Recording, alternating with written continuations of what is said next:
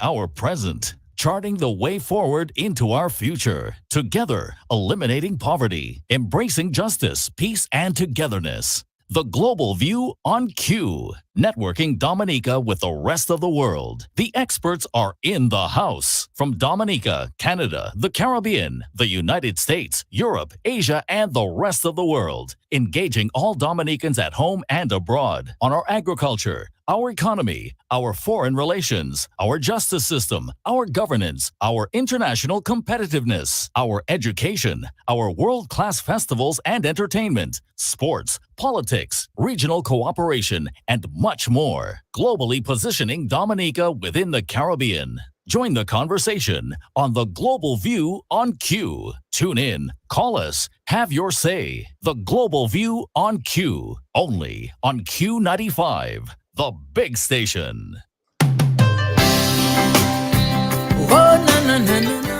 Hello, everybody. Good evening, all, and a very, very warm welcome to you in Radioland and in Internet world at home and abroad. Thank you for choosing Q95. This is the Global View on Q.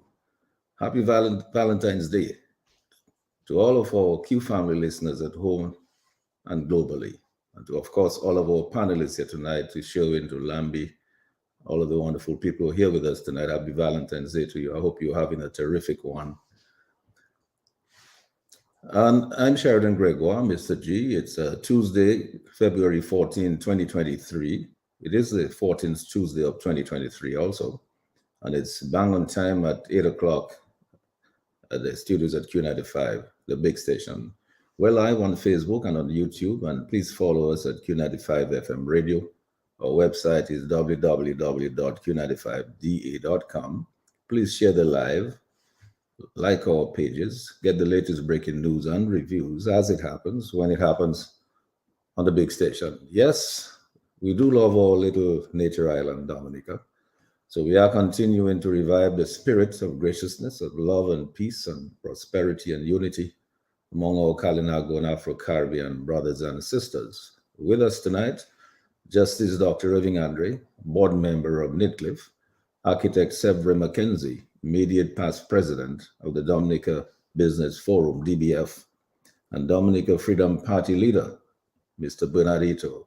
To hear my opening remarks tonight, so in my capacity as president of Nature Island Dominica Civil Liberties Foundation, NITCLIF Inc., I can tell you that NITCLIF supports democracy, human rights, civil liberties, free and fair elections in Dominica. So while NITCLIF is not a member of the Electoral Reform Coalition, we support the work that the ERC is doing to secure electoral and campaign finance reforms that will hopefully level electoral playing field and help create a better environment for free and fair elections, and for democracy, and for human rights and freedoms in Dominica. So NITCLIF is prepared to help in raising funds worldwide for the cause of ensuring free press, free speech, human rights, civil liberties, abuse of children, women, and the elderly, and for maintaining democracy. So NITCLIF is prepared to work with the ERC to raise funds for electoral and campaign finance reforms. So now, tonight, we opened the lid on Sir Dennis Byron's Phase 1 report, which we await, and while we await his Phase 2 report in March sometime. I think he promised to have that in March sometime, with recommendations on the House of Assembly's Act, which is expected to include campaign finance reforms, certainly, hopefully, and other essentials. So here are some questions that we could pose in the meantime. So where does Sir Byron's Phase 1 report say? What does it really say? We will tell you. What does it change? Let's find out. So who's afraid of it? Will CBI passport holders be allowed to vote? Will only specifically selected Dominicans be able to register overseas? Will that happen? Will fingerprinting at registration be a must? And if not, why not? Will this result in free and fair elections, or will it take mass peaceful public gatherings of thousands of Dominicans to press their demand for transparency, registration at home in Dominica only? And will we apply strict residency requirements? For example, you either reside in Dominica or you reside somewhere else. You can't be residing in two places. So, what must we do in order to secure a level electoral playing field? Let's find out tonight as we excavate Sir Dennis Byron's Phase 1 report on his recommended draft electoral reform laws. So tonight we talk about completing and implementing all necessary electoral reforms by June 2023, in keeping with the schedules already recommended by Sir Dennis Byron, passing a people-approved Registration of Electors Act in Parliament without delay, so as to allow the Electoral Commission to do its groundwork to cleanse the voters list, complete the re-registration process, issue voter ID cards, implement the new laws, including campaign finance laws and regulations, and move to restructure, hopefully, restructure the Electoral Commission itself over the ensuing 5 months by November 2023, in order for the Electoral Commission to get to be truly in a position to hold free and fair elections in Dominica from the first quarter of 2024. So here are some other talking points to be included in our conversation. The people's informed recommendations are essential. That is very essential. Mr. Skerritt's earlier and more recent postulations that he had no issue with any of Sir Dennis Byron's recommendations, but he continues to exhibit delay tactics. The DLP double talk on elections in 5 years by 2027. The first session of the new parliament met on 7 January, but no new bills or regulations were tabled that have the support of the public with a view to enabling a free and fair general elections from about March 2024. We saw nothing like that. What was the intention then? So meantime, without suggesting any timelines, I personally am of the firm view that some serious changes need to be made to our constitution in Dominica to incorporate 2-term limits, nationwide election of a prime minister, will bring his cabinet and live with them when his or her term ends, fixed election dates, a cabinet that comprises no more than 11 ministers, a legislature that comprises legal and other essential experts, representatives of local government and our district, zonal, parish representatives, with no cabinet members from the executive branch in the legislative branch of government, which will approve national budgets and provide budgetary and other oversight to ensure good governance. A truly independent national commissioners operating in an independent electoral commission, integrity in public office commission, police service commission, public service commission, etc., all need to be revamped. Our constitution must protect the independence of the institutions that are the pillars of our democracy. They must not be subject to the whims and fancies and manipulations of political directorate or politicians that have gone rogue or who have authoritarian or dictatorial tendencies or aspirations. So as we continue to prepare to embrace Dominica's 45th anniversary of independence in 2023, with tonight's distinguished guest, Justice Dr. Irving Andre, board member of Nitcliffe, architect Severin McKenzie, immediate past president of the Dominica Business Forum, and Dominica Freedom Party leader, Mr. Bernardito, they will help us unravel the answers to these critical concerns. We will discuss the good, the bad, the ugly, and the dangerous. And we'll do so with no anger, no malice, no personal attacks, no vilification, no divisiveness, just bringing back civility, a caring society, and progressive economic and cultural practices, and always recognizing, of course, the imperative for true resilience and sustainability of our Kalinago and Afro-Caribbean brothers and sisters. So wherever you are in Dominica, in the region and globally, tune in right now and be ready to call in and join the conversation, get the answers to your questions, be a part of the solution. Have your say as you do every Tuesday with me, Mr. G, on the Global View on Q. I thank you sincerely for joining us, you at home and abroad, for tuning into our live radio stream and on our Facebook and YouTube pages at Q95 FM Radio. As usual, huge shout out, hugs, much love, appreciation, and a big thank you to our healthcare providers, frontline workers, and other public officers, always doing their best and often working under difficult conditions. So happy to have you with us tonight. We welcome you warmly and embrace you wherever you are, in every nook and cranny, in every village, every community in Dominica, in the region and globally. Let me take this opportunity again tonight to extend our sincere condolences to you, Mrs. Elizabeth Liz Shillingford, from my family, the management and staff at Q95, our Global View on Q guests and panelists, and the entire Q family of listeners worldwide on the passing of your dear husband, Irving Shillingford, the little master. We wish him a peaceful journey to the Most High, but we will posthumously be recognizing him and embracing him as a national hero on March 6th. So thank you, Mrs. Liz Shillingford, for giving us the opportunity to do that. And thank you, Sherwin, for keeping us on the air. Thank you, Lambi, on the console at Q95 tonight, directing the traffic. We will take your calls a little later. And so let's get started. I go first to Dr. Irving Andre to open the lead on Sir Dennis Byron's Phase 1 report while we wait his Phase 2 report in March, we said pertaining to hopefully campaign finance reform, among other essentials, and to help us answer some of these burning questions that we put there earlier on. So, Dr. Irving Andre, I yield to you, sir. Well, thank you, Mr. G, for your eloquent introduction. There must be a special day today. Somebody told me, I think I saw on YouTube, that today is Valentine's Day. So I should have known that you would be animated by the spirit of love, which has made you so eloquent in your delivery this evening. And it's good that we are again, obviously, sharing our grief with Irving Shillingford's wife. And that would explain why you have delivered in such an effective fashion.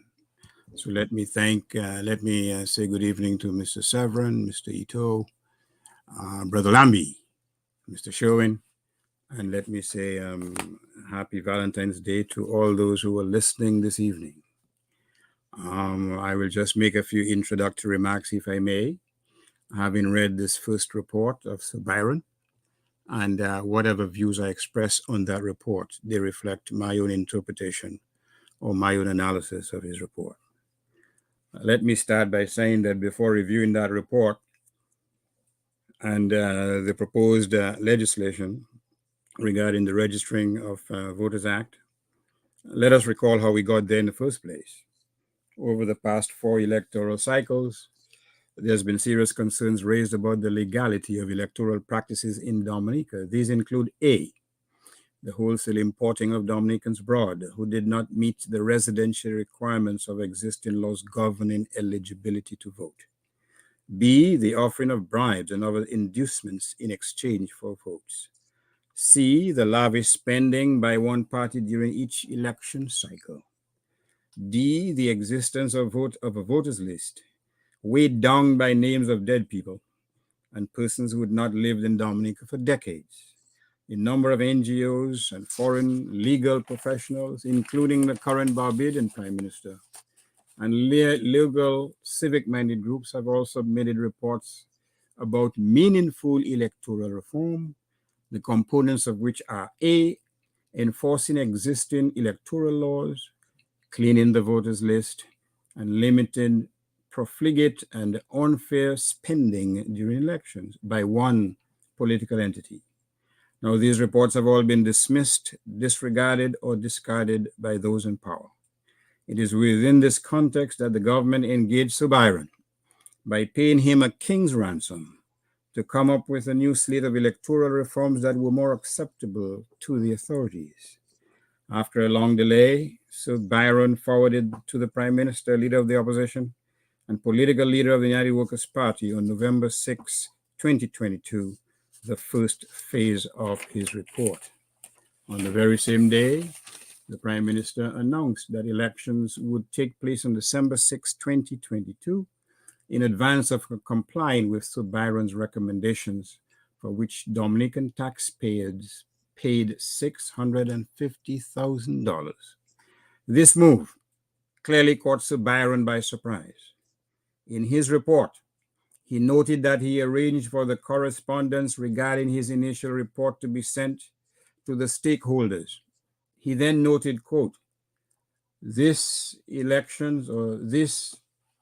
coincided with the unexpected, note the word please, the unexpected dissolution of Parliament and calling of elections to take place on December 6, 2022. He further noted in his report that general elections were, quote unquote, unexpectedly called before this process was completed.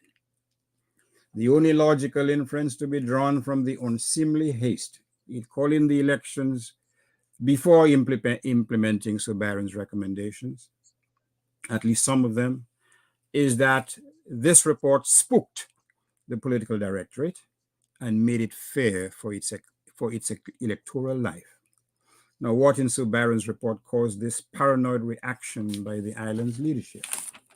Obviously, it was not the fear of some supernatural being.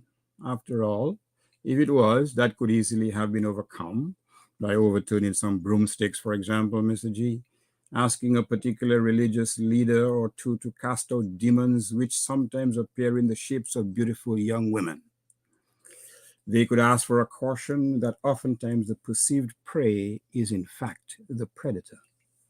What they feared is that some of Sir Byron's recommendations designed to eliminate electoral fraud would weaken the pillars that legitimized and normalized unfair elections in Dominica. Consider the evidence, if you have the stomach to do so. Sir Byron stated expressly in his report that the importance of these electoral reforms was, quote, emphasized by the Caribbean Court of Justice when it concluded that, quote, there remains areas of grave concerns about how the process of these elections were conducted, the 2019 elections. Further elections in Dominica ought not to proceed with these or similar taints. It is clear, therefore, that Sir Byron endorsed what the CCJ said in July of 2022 without reservation or qualification. In so doing, he disassociated himself entirely from what happened in Dominica on December 6, 2022. Can you imagine what the government's lawyers said when they read this? They perhaps said something to the effect, you mean to say we pay Mr. so much money and is that he's saying? Of course, that is what he's saying, because his paramount consideration is his integrity. He doesn't want to be basically someone who merely echoes the directives of a political directorate. But Sir Byron said much more in his report. He identified 4 challenges with the existing system. These are A, verification of eligible voters. He indicated that there has been no re-verification exercise to cleanse the voters list. In other words, Sir Byron is saying that the Electoral Commission is part of the walking dead, one of the demons we heard about at Irving Shillingford's funeral. B, no mechanisms to verify the residency of voters. C, no regulations on the limits for campaign expenses or donations or on disclosure of sources of funding. And D, the Electoral Commission should operate independently from the executive and should be equipped with the requisite human resources and capacity, as in financial capacity. Now let us address each of these deficiencies identified by Sir Byron. Verification of eligible voters. Sir Byron proposed that, quote, verifying identity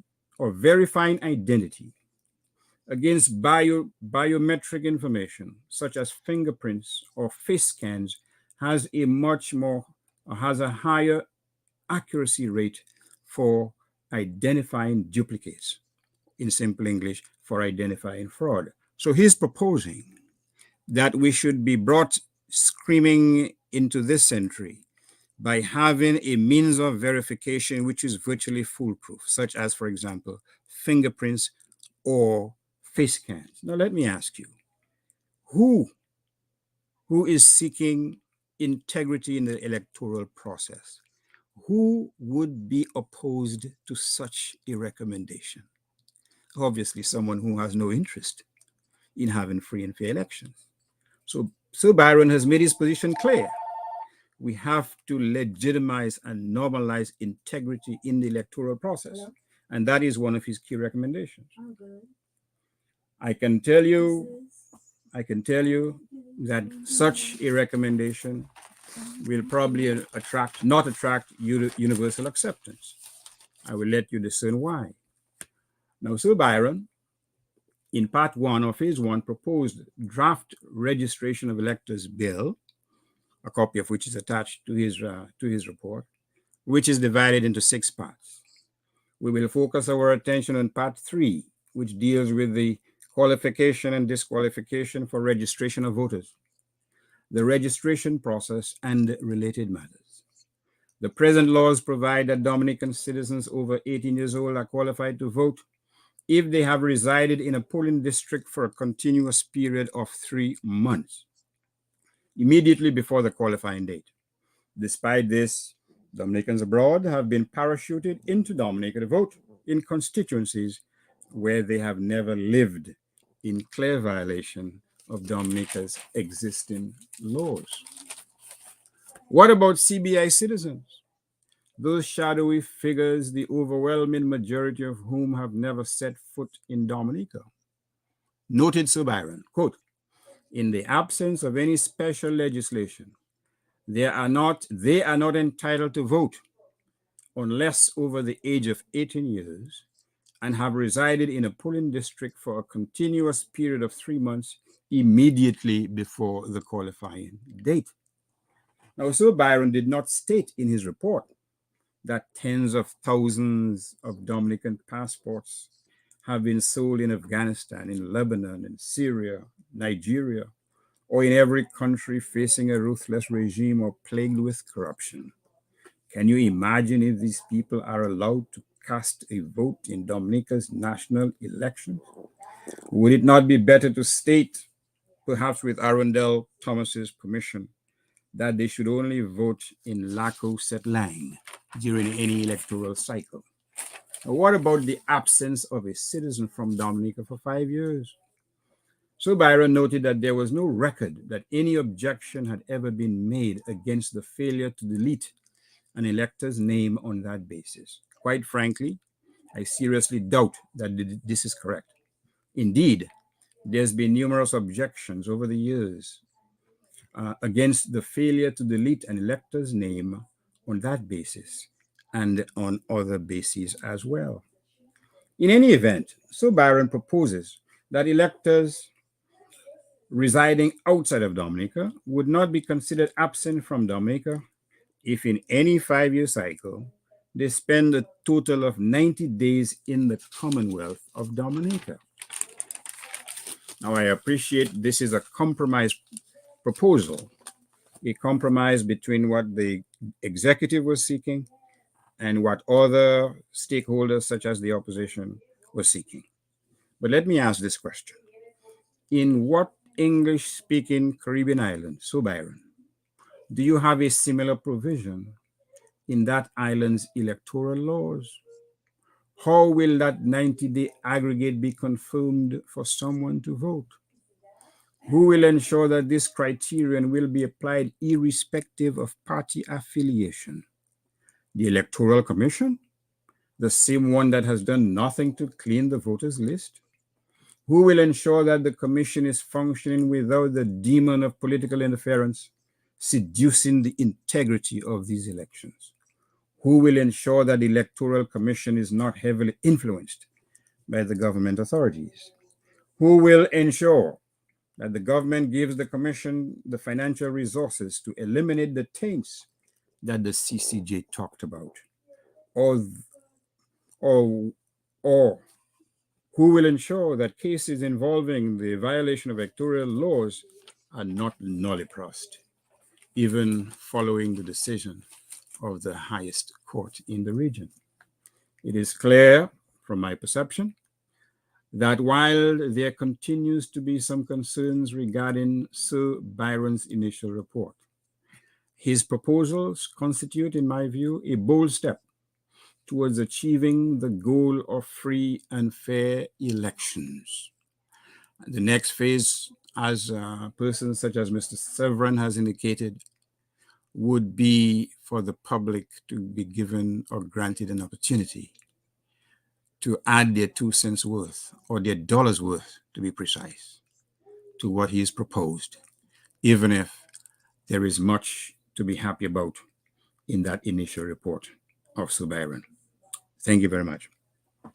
And thank you very much, Dr. Andre, for this, for your opening remarks. I'm sure that you have a lot more to contribute a little later on, but I want to go over to, because you mentioned Mr. Severin McKenzie. We call him Sebs.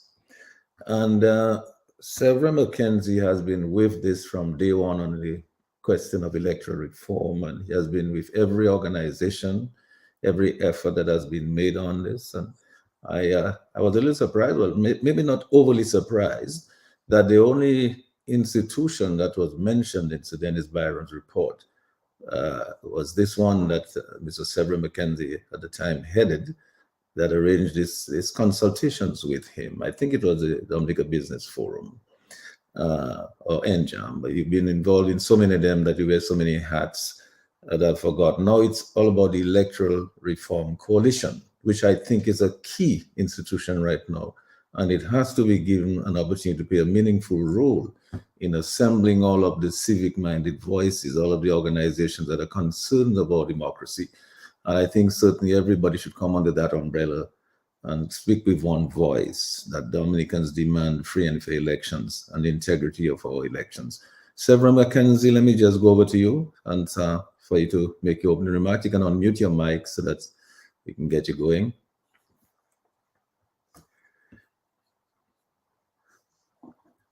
You'll need to unmute your mic so that we can hear All you. right. Okay. Good evening, Mr. G. Good evening, Dr. Andre. Bernard, good evening. Lambi on the consoles. Good evening.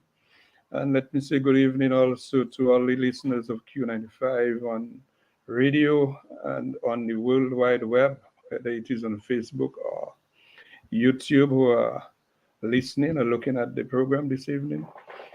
Let me say Happy New Year, because I think maybe that's my first time for the year on your program. Oh, by the way, Mr. G, I think you're making a mistake. Today, this Tuesday is not the 14th Tuesday. Is not the 14th Tuesday of the year. Which one is Tuesday? The 14th Tuesday would take us way down a few months down the road. Really then? Yeah. We just about the 9th or 8th Tuesday of the year. That's what you have to I heard it on the announcement, and then I heard you repeat it tonight. So I say, maybe I should just bring your attention to. Yeah, please forgive me. I was never the best in arithmetic. Yeah, you did some bad calculations. Dr. Andre would give you an F. Oh, he gave me that. He gave me that long ago. Yep. All right. Well, I'm happy to be here this evening to just discuss electoral reform. And to be honest, Mr. G, maybe you're the only one who could actually take me out of my position of retreating, because I think I am almost burnt out dealing with this particular situation. Because my own experience, I have experience with the electoral process in Dominica.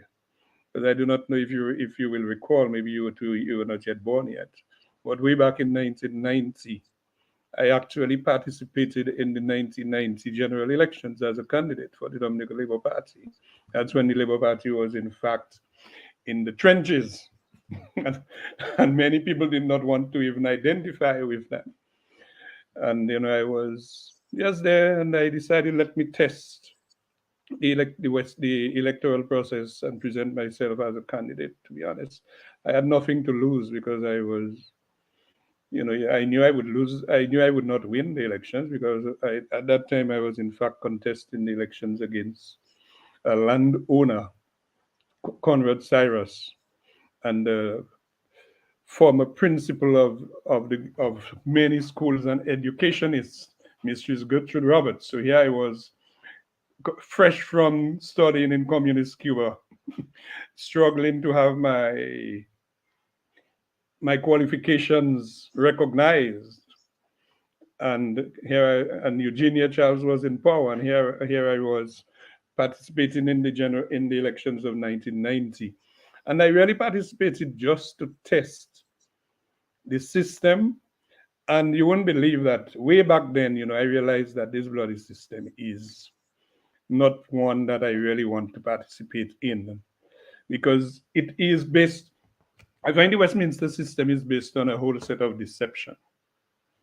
You had to basically transform yourself to lie to people and promise them things that you know you're not going to do, and entice them with whatever you had to get them to vote for you. And then the day after election, you became a completely different animal and forgot all those who cast the votes, and all what you said on the platform, and this one bugged me a lot to the extent I can remember telling the Granford people they'll never see me contest an election in Granford again.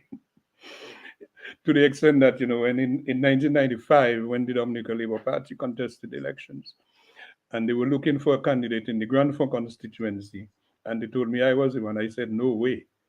And it resulted in the Labour Party not having a candidate in the Granford constituency to contest. So that's, this is the level of my attitude towards this whole process, because I just really do not like it. But at the same time, I recognize that the electoral system the electoral system and the electoral laws of a country are maybe only second to the Bible, where people are expected to follow scripture and to live by ways of scripture. And because the electoral laws actually are the ones that make or break a nation, because this is what actually puts governments in power. And if you have a broken electoral system, then you as a people can really be doomed. And I really find it difficult to understand why there is such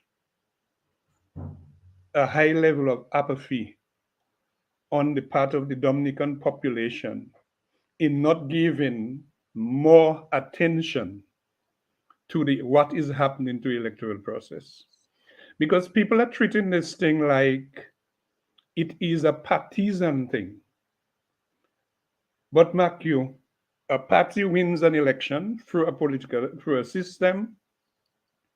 And if the system is working, those who were in power today overnight can get into opposition. Although Dominica's reality has proved to be otherwise, that we have in fact created a beast or a monster of a system which makes it almost impossible to change. And the question is, what exists? And I think Dr. Andre alluded to it. What exists in the other islands that is making the system work in the other Caribbean islands that the Commonwealth of Dominica cannot get it right? And we have to put so many resources, so much energy into something that seems to be working right across the seas. You know what makes Dominica so unique? That we are the only country within CARICOM that is going through this nightmare of and begging for electoral reform. So what is it? And then, Sir Byron prepares this report. But before Sir Byron prepared his report, we in the Dominica Business Forum, you will recall in 2019, it took an initiative where we brought the churches, the trade unions, and other civil society organizations together in what we call the Electoral Reform Group, where we did quite a number of consultations and public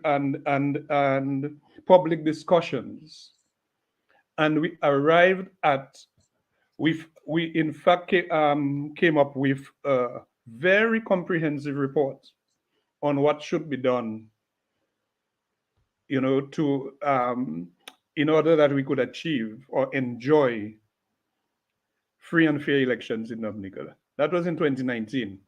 To the extent that when the Prime Minister invited the Commonwealth Secretariat, CARICOM, and the OAS to make recommendations for them on the electoral process, we presented to them our report. And many of the recommendations that these international organizations came up with reflected quite a bit of the information that we actually shared, produced in our report.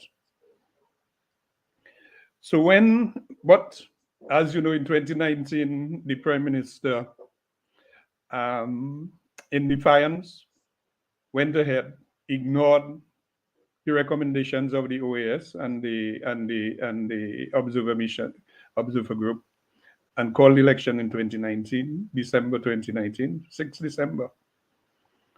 And then after that,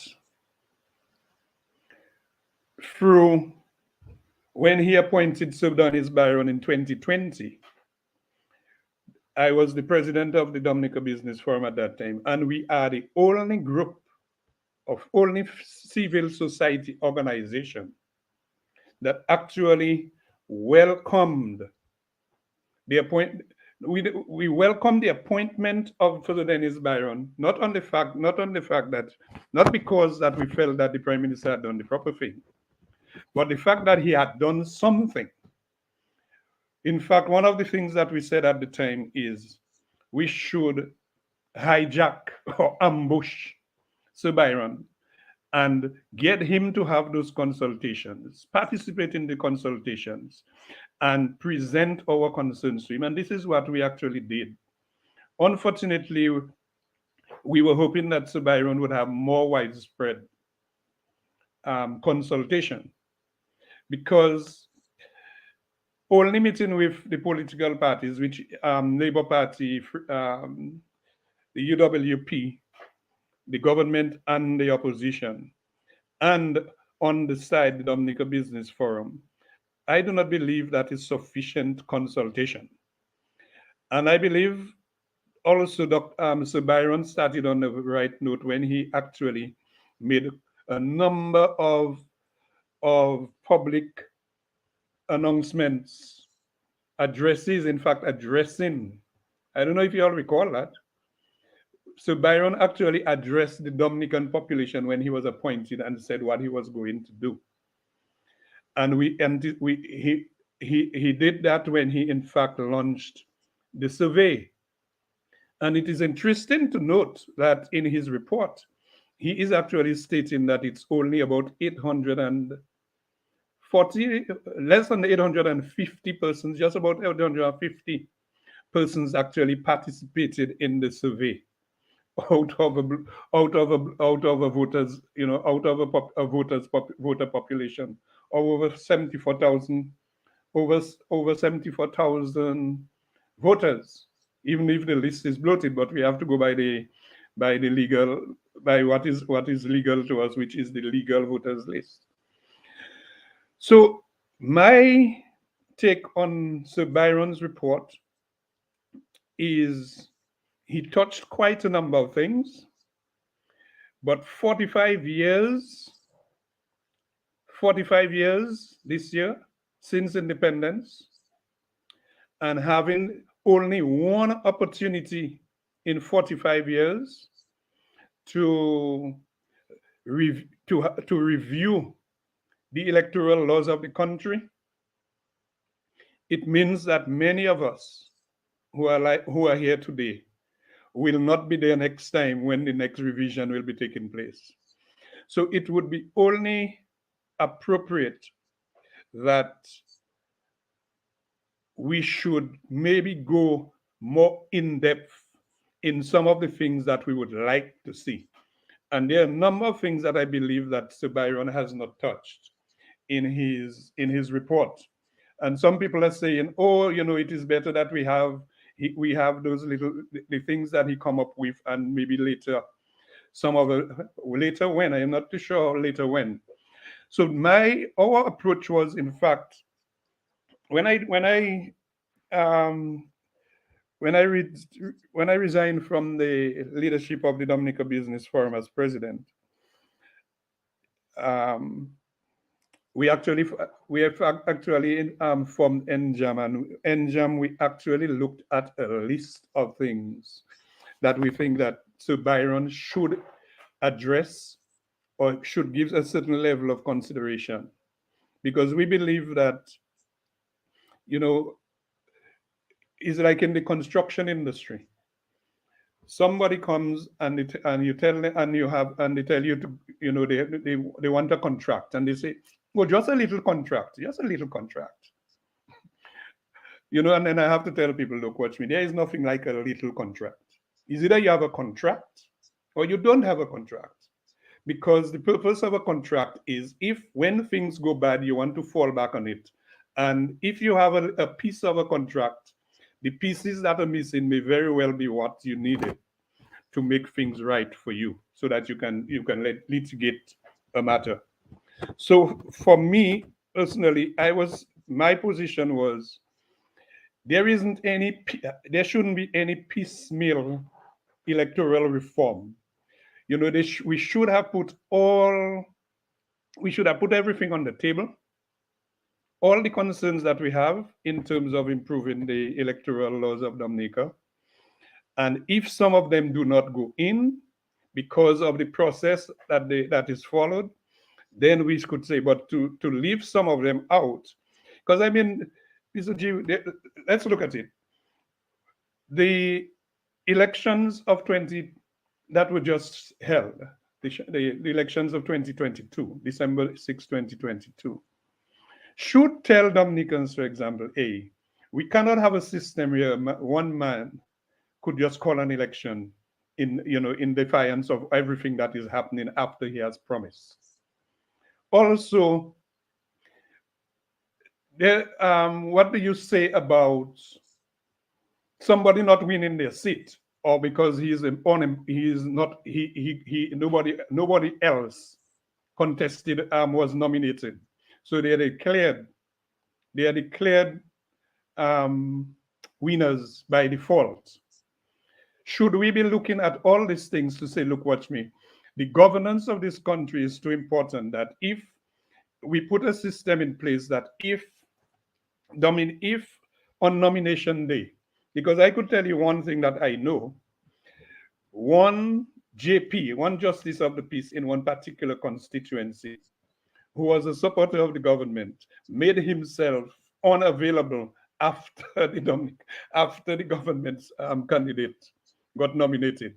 So another person who wanted to get nominated could not get the justice of peace to come in and do whatever they had to do so that he could be nominated. So the system leaves quite a number of loopholes for Coco Macaque to take place in the electoral system. And I believe that with Justice Dennis Byron being paid handsomely well to do a job for us, we as a people should have demanded more, so that everything, all the faults, all the wrongs that we find within our electoral system should be addressed, whether or not they actually they actually are included in the legislation that is thinking. So we had about 2 engagements with Sir Byron. No, in fact, I had more than 2 engagements with Sir Byron while he was undertaking his engagement assignment.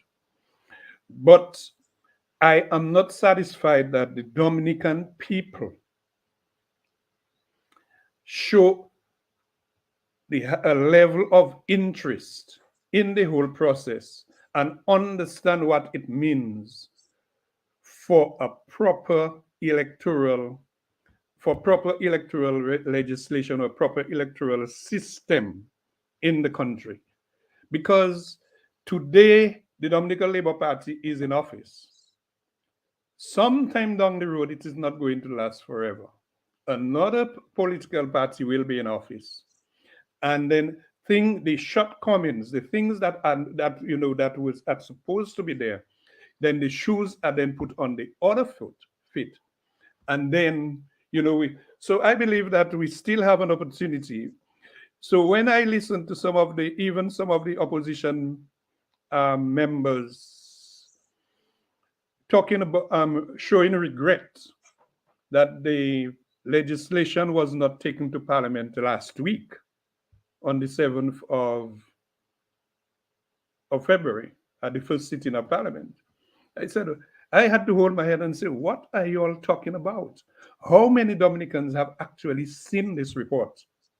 How many Dominicans have actually seen this report to know what Sir Dennis Byron has written? Or how many Dominicans have any idea as to what is in the proposed legislation? Whether you are red, blue, or green, or whatever or no color, because I'm no color at all. But, and this is my concern, that before this legislation goes to Parliament, there must be widespread consultation with the population. Those who do not want to participate, let them not participate. But I am sure that there is a significant number of Dominicans who would like to participate in some discussions and even to question Sir Byron and to challenge him. So my take on it is, I do not believe that the work that Sir Byron has done is sufficient to go to Parliament, and there must be a process of consultation, of wide open consultation with the population, where people can read. I mean, maybe this is the problem that we have. We know that Dominicans hardly read these days, but we have to, but we have to encourage it. We have to try to get people to understand that there is, the electoral laws of Dominica, the electoral reform process in Dominica is much more than just getting voter ID cards and defining how Dominicans overseas could vote, or cleaning of the electoral list. It is much more than that. It takes much more. We have 45 years with a system that we inherited from our colonial masters, and we should take a little more interest in it, in getting it right. And maybe what we should do is to look at what exists in the other islands, so that we can come closer to something that is more satisfactory for the future. Well, Seb, thanks a lot for that. I mean, obviously, a lot of that work, in fact, has been done. I know we've had several programs that Dr. Andre has looked in detail, in depth, as to what is happening, what obtains in some of the other islands. And I think our very presence here tonight and our discussion here tonight is further adding to this discourse to provide the education and the information on those laws and this recommendation and the process. And when I listened to Dr. Irving Andre a while ago, he did give us a lot of clarity as to what actually is contained in that report and the recommendations that have been made. He did point out some deficiencies and some areas that were not clear enough or unambiguous enough, and there's room for improvement. But he's saying it's a start towards getting something done. I do take your comment that the people of Dominica have not been motivated into showing greater interest in participating in that whole process and informing themselves about the process before they can make informed decisions. And maybe I should look to Bernardito and say, well, what are the politicians doing, the political parties doing, to really motivate the people on the ground, to get them to take that greater interest, in-depth interest in getting information and fully participating in this process, so that we can, at the end of the day, we can have a better, a more highly educated electorate, right? That is going to participate in a more meaningful way, so that politicians can not just manipulate everything and give people a little pittance here and there and make them think that the process is all right. Bernardito, let me go over to you. I think you yourself have heard Dr. Andre, you've heard McKenzie, you've read the report, you've had a copy of it, you've read it. and you heard somebody discuss. What are your thoughts going forward? Yes, let me say good evening to all my fellow panelists and you, Mr. G, and those on the console and supporting the team. Always good to work with that team. And good evening to all the our listeners, both on air and online. Again, it's always a pleasure to have this conversation. And this is a very important conversation. I mean, these issues that we're talking about are related to the very essence of what it is to live in a democratic society, right? It is the essential aspects of how we organize this sort of political philosophy and the sort of political system under which we live as a community. These are very, very foundational ideas. If we get those things wrong, we jeopardize our whole political development. We jeopardize our whole ability to govern ourselves in a way that is acceptable to the majority of citizens. If we don't get this right, we will have the tyranny of the minority, or we will have the tyranny of the powerful, of the elite, who will utilize, as they've done throughout history, their influence, their power, their economic resources, and so forth, to basically exploit the rest of us in that community, in that society. And so these rules, these regulations, these philosophies have developed over many generations to guard against that, to ensure that the ordinary citizen in his country has rights that are protected by law, and a law that is respected, and a law that allows that citizen to live as free as possible without the tyranny of government. So that is what is really at stake here, is how do we ensure that we as a community of Dominicans develop a system that allows us to have as much individual freedom as possible to the citizen. It is really a very important issue. The problem, though, is one of the problems is that it is not seen in quite that way, right? It is seen as a dry, eclectic sort of esoteric discussion held by intellectuals and legal minds and those who spend their time turning dusty books and speaking in fancy language and so forth. It is characterized that way. It is not that way, but it is characterized, and it is almost grotesquely positioned that way, almost, to say, well, these are the things for people who spend their time doing these legal things and so forth, or interested in those minutiae of life.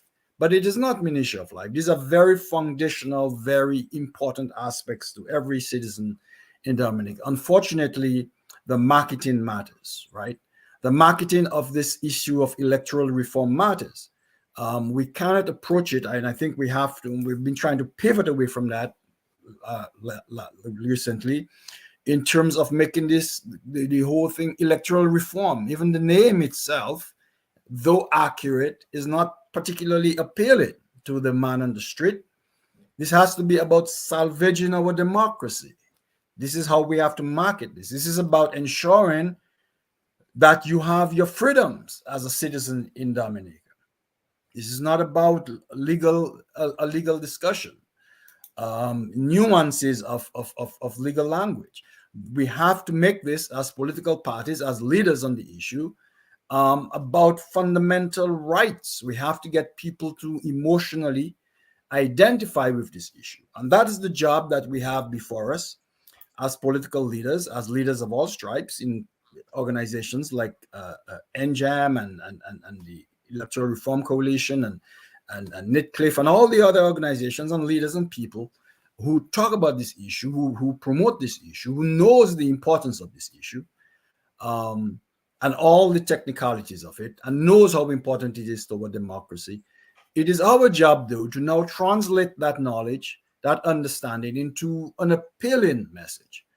I think we have not been very effective at that, at least, as we could be.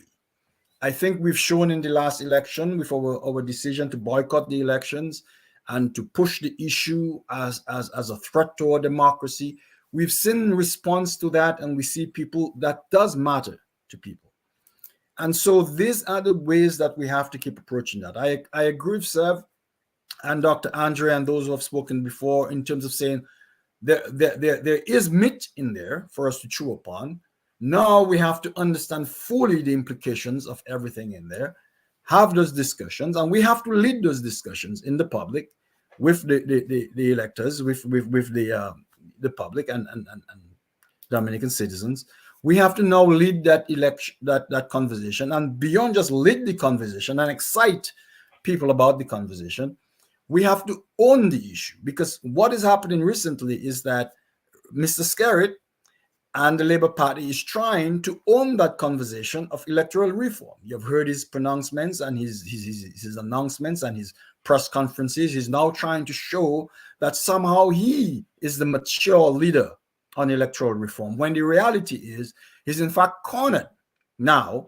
That electoral reform must happen, will happen. Now he's cornered. He's trying to turn the tables and own the issue that must happen. But let us not forget, electoral reform is happening because of relentless pressure by opposition parties and civic organizations and civil groups who have kept the fight on, who have not given up the fight, who have kept pressuring and making the moral argument that now places this government in a position where electoral reform is inevitable, must happen, will happen. And now he's trying to switch the script to become the guy who initiated it, owns it, and is going to make it happen. But he is not. And we have to remind the public that what Mr. Skerritt is attempting to do here on the back end of a long, arduous, painful journey that the opposition forces and all good citizens have been upon to make this issue, put this issue at this tipping point where it's at now, where it's downhill. Electoral reform must happen. We must make that happen as the political parties, as leaders on that, to own that conversation. And once the carnival season is over, we have to get out there and make sure that we show the leadership that we have shown in the past few months leading up to this last bogus election, to own the issue, to articulate the issue, to emotionally excite people about the issue, and to ensure, most importantly, that the electoral legislation that gets passed is acceptable, takes us forward, and really does get at the heart of the matter in an effective way. And that is our mission.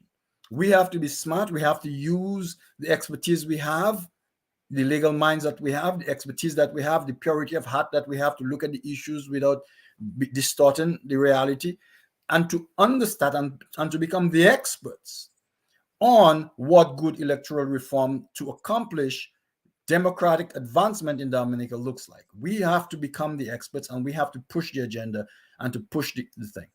And there are several areas, and as we get into the conversation, we can talk more about it. But there are several areas that, and Dr. Andre touched on some of them, that need to be addressed. For example, there's a gaping hole about the question of citizens by investment. My reading of the report basically says they're eligible to vote. Once they're 18 years old and they have lived in a constituency for 3 months, they're eligible to vote. In fact, Severin report says, well, there's nothing to prevent them from voting if they satisfy these two criteria, and the legislation has not addressed any specific or any different or any differing requirements for these citizens, because they are citizens. And he says clearly the Constitution does not make any provisions for levels of citizenship. And that is something that we must talk about and keep talking about. Should there be some level of discrimination, of sorting of the citizenship categories in Dominica? Because right now, nothing prevents a citizen by investment by 18 years and living in a district for 3 months to be registered to vote. And that's an issue we have to look at carefully. I see a bunch of data issues and good suggestions in terms of moving towards a more digital, electronic version of things. I see that discussion. We have to make sure we lead that discussion, and we have to make sure that those things occur. For example, things like, we will present and we'll print in the Gazette a list of electors and supplemental electors list and revisions and so forth. Well, yes, all right, let's do the formal procedure. But in this day and age, all that material can be posted immediately on a website, all those referrals and scrutinies can be done electronically. All those lists can be provided to opposition parties and interested people via electronic means, so they can do their own analytics, their own database storage and revisions and so forth, and get this thing correct. And so we need to insist that we have to make this a modern system where the information is available, the information is accessible, made accessible to interested parties and the general public. We will insist that we can no longer have these black holes of lists being generated in print, held at one office, that one has to physically take time away from their lives to go down to that office and to verify and to get into a room with somebody. That archaic way of doing things will inhibit this system, and maybe deliberately designed to be so. And so we must insist that all the technological means available, and they're cheaply available, are made part of this process to ensure we have clean lists, we have accurate lists, we have lists that can be challenged, and we have lists that can be updated and so forth. So a big concern to me is the technological aspects of how we implement this thing. Again, and Dr. Andrew spoke to that in terms of the 50-day or the 90-day thing. And it's not clear actually in reading the report. In fact, it's an open question. So Dennis Barron says he will leave it up to the legislature to decide between the 90-day requirement, cumulative over 5 years, or the 50-day requirement, which has been counter-proposed, I assume, by the Labour Party government. Or is it so? Is it 50? Is it 90? It's somewhere in between. It has been left open. And that is a very critical issue that has to be pursued and resolved prior to the passing of the legislation, and to have fair, reasonable reasons for selecting a particular time period. Associated with that, obviously, is the need to verify that, as Dr. Andrew said, and as Sev mentioned as well. How do you do this? How do you ascertain and how do you validate that I have been in Dominica 50 cumulative days over the past 5 years, or 90 days, whatever the case may be? How exactly is that mechanism to happen? Are you going to tie it into the electronic passport records? Should you?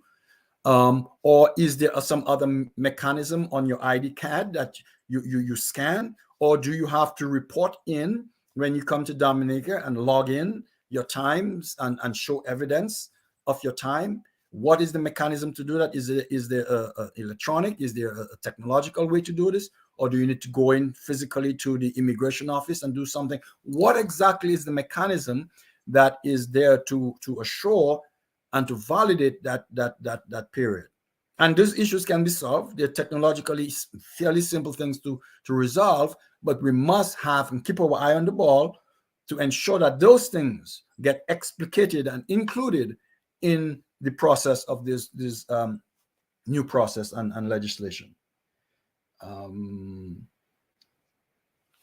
Again, the self-registration, the registration business. Can people register online? Can they do self-registration? Do they need to go into the assistant district officers, registration offices in a physical form at people's home? Or can that be online and then submit documentation and then have the process be much more efficient, much more voter friendly, much more effective? Those sort of things. What rules do we have to change in terms of forms? Are the forms accurate and or appropriate for electronic means? Are the forms need to be there in hard copy, legally signed, for them to be appropriate? Or do we need to adapt and adopt electronic e-signing and those sort of things to accommodate the realities of modern life? So these are the sort of nuances and technicalities that I am personally going to be looking at and making sure. We have to make sure as a collective that these things get done, because these things make the difference. The implementation, the execution of the implementation, the details matter as much as the legislation in my mind, because you can really mess it up, or you can pass the legislation and have archaic, ridiculous ways of getting things done that actually bog down the process and make it effectively, ineffective at the end of the day. And so we have to do this. And I am a big proponent for the wisdom of the crowds.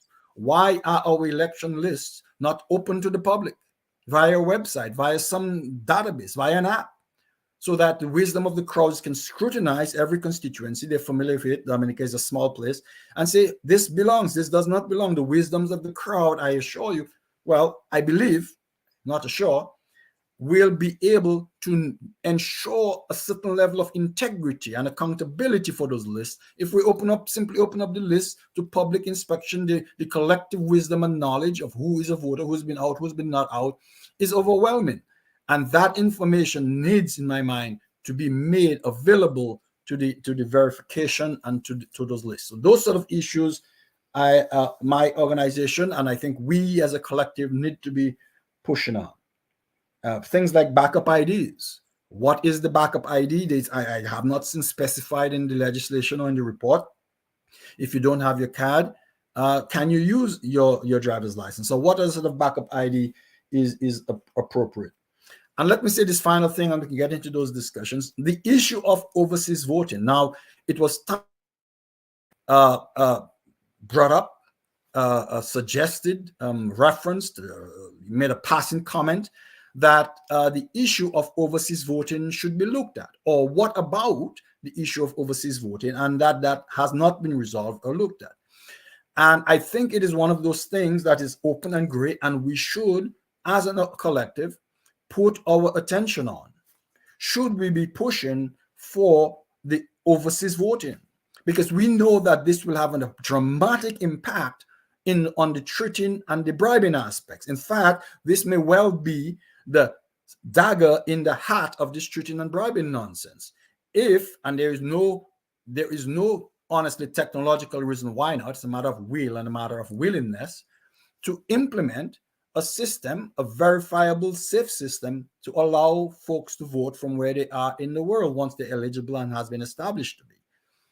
That to me is not boiling the ocean. It's part of the conversation. It's actually part of the report, and we need to make sure that we keep pressing on that issue. So these are my big takeaways from the report. And from a political point of view, I think we have to own that conversation.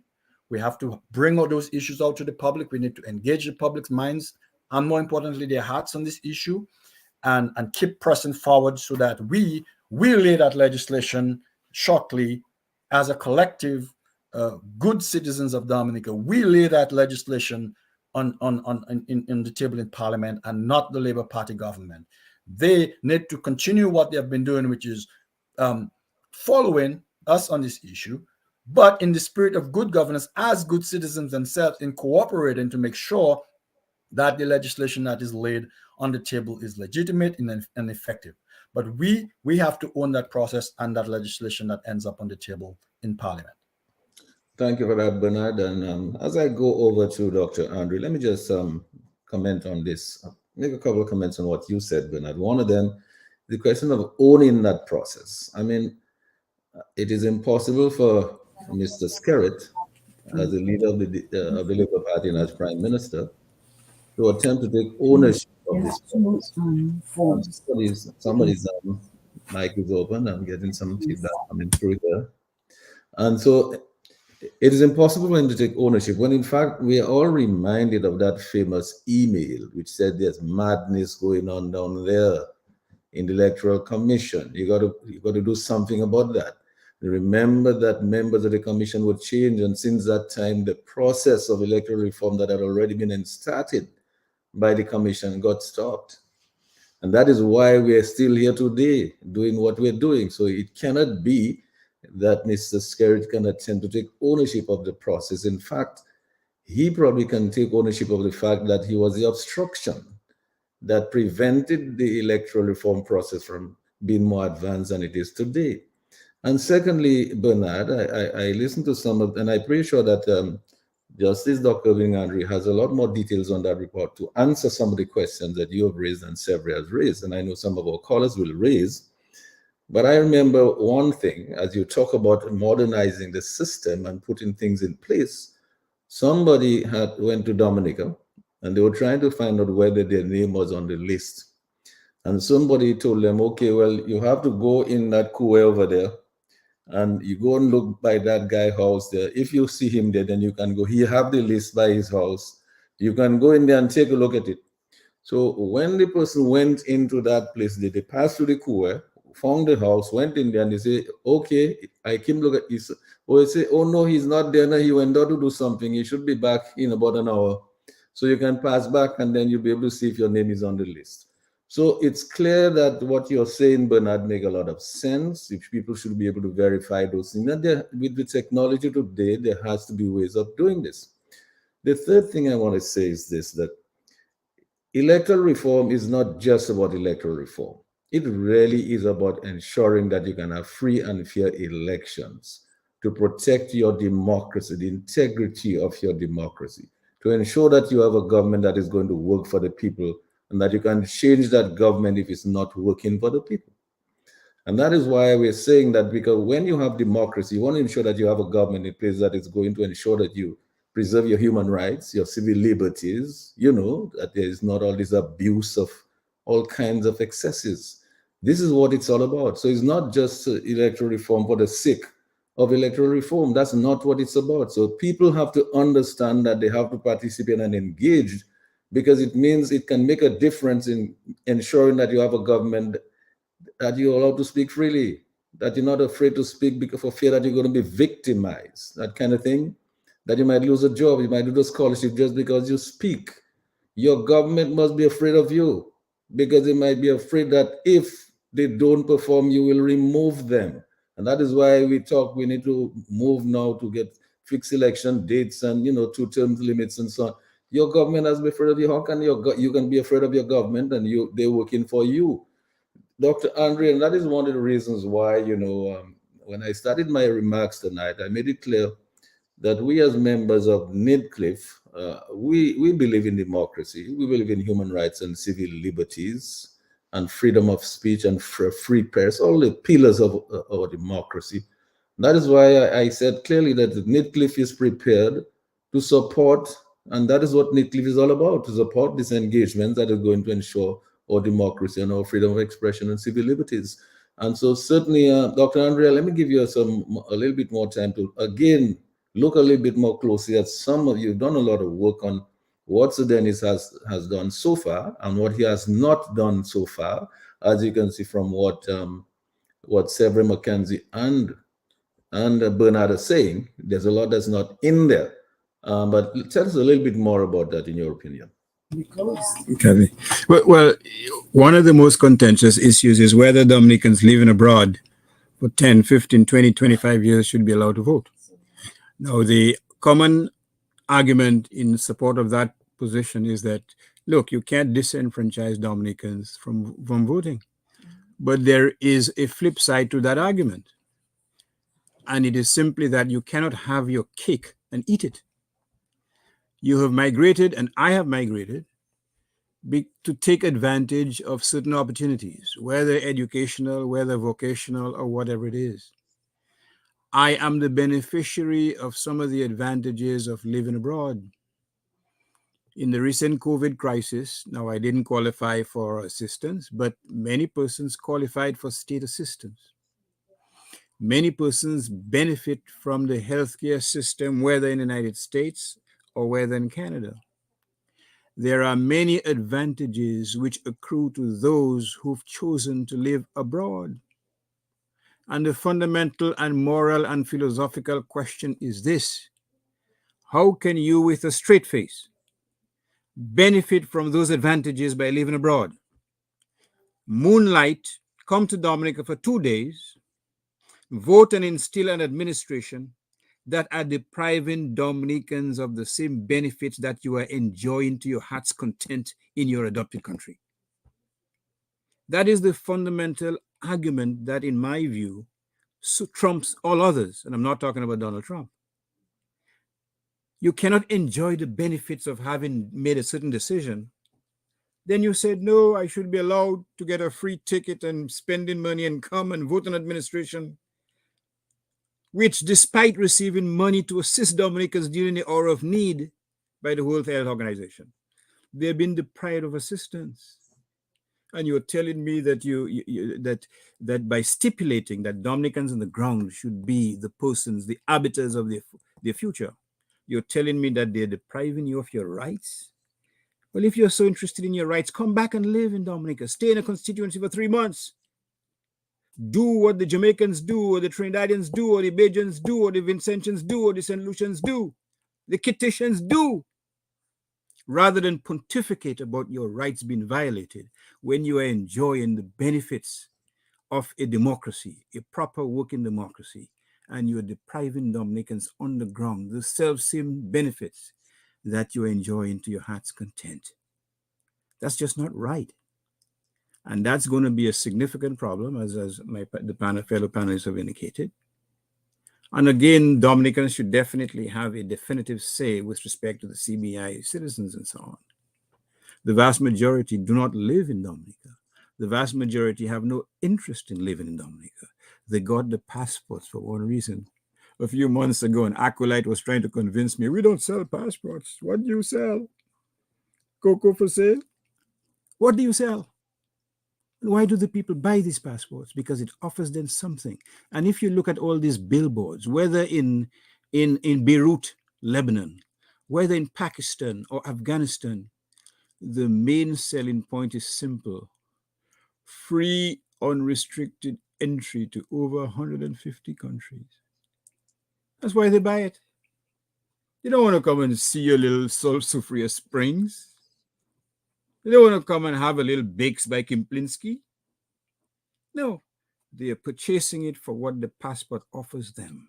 It's a transactional relationship, nothing more, nothing less. And all this talk about, oh, they love Dominica so much. Of course they do, because it gives them sanctuary. If you can have an interview with Montfred, go ask him why he loved Dominica so much. Because it gave him sanctuary, because he was a fugitive and he was given protection from the long arms of the law, not for too long. So this is the reality that we have to deal with. This is the context in which we're talking about who should vote and who should not vote.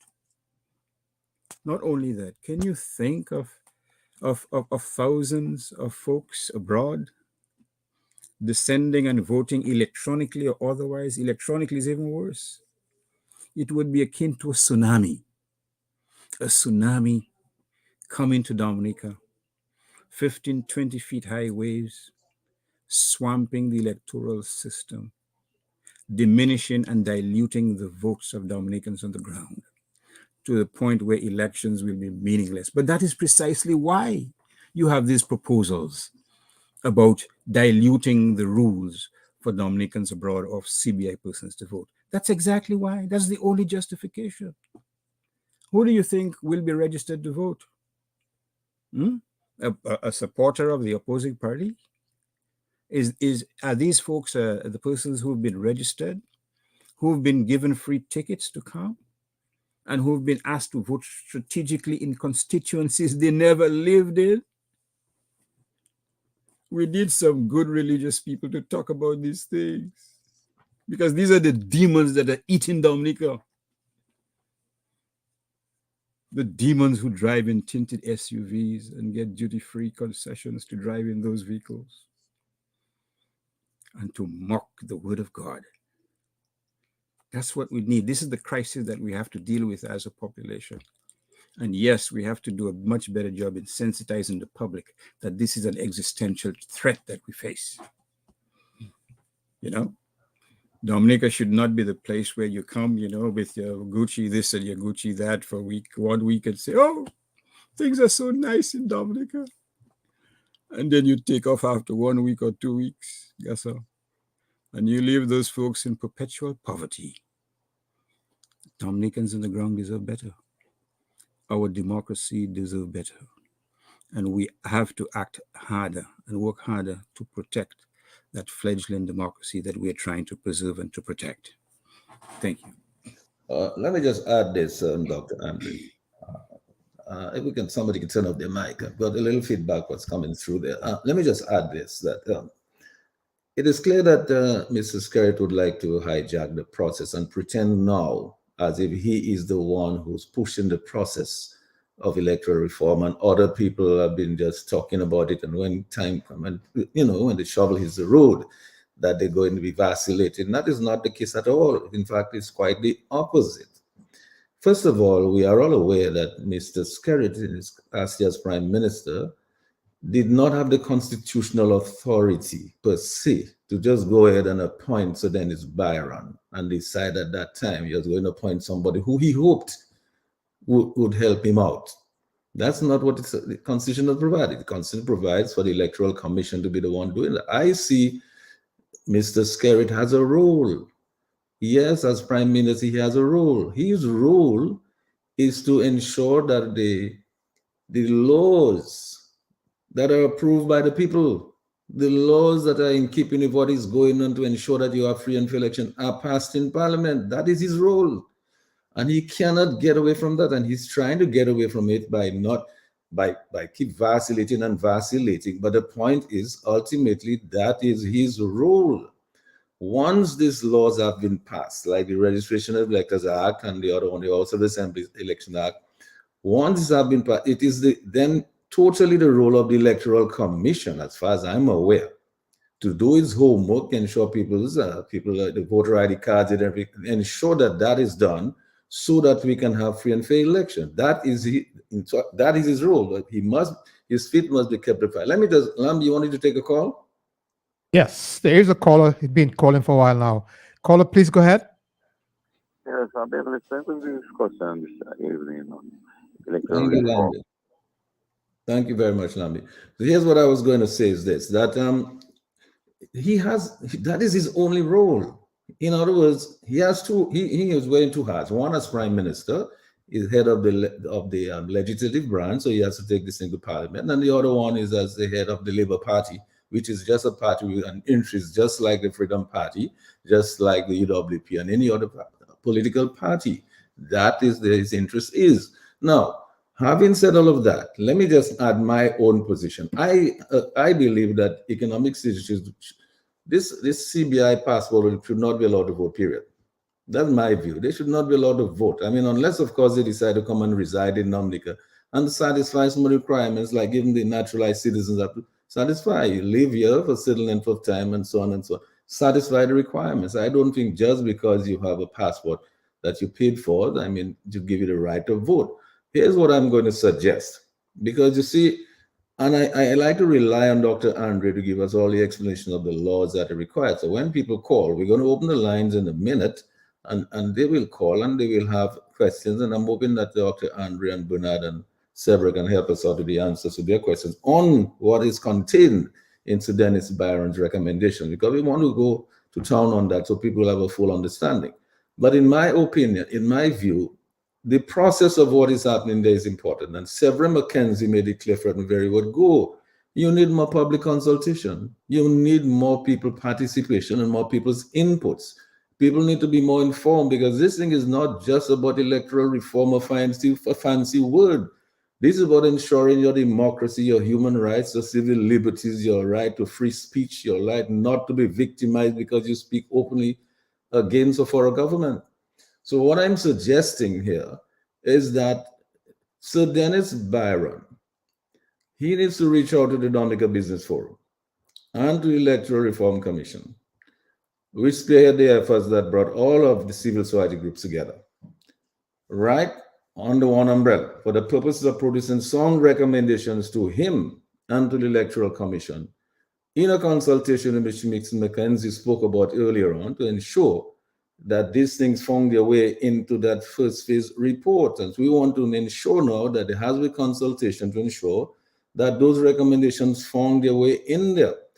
I think Sir Dennis Byron, he should request that the Electoral Reform Coalition convene a session, a consultation, which includes the Dominica Business Forum, all bona fide political parties, civil society groups, like the DAEC, the Dominica Associate Evangelical Churches, the Christian Council, the Concerned Citizens Movement, NJAM, and so on, the trade unions, WOW, DAO, and the Electoral Commission itself, just like was done before in that first consultation, for a consultation in broad public view.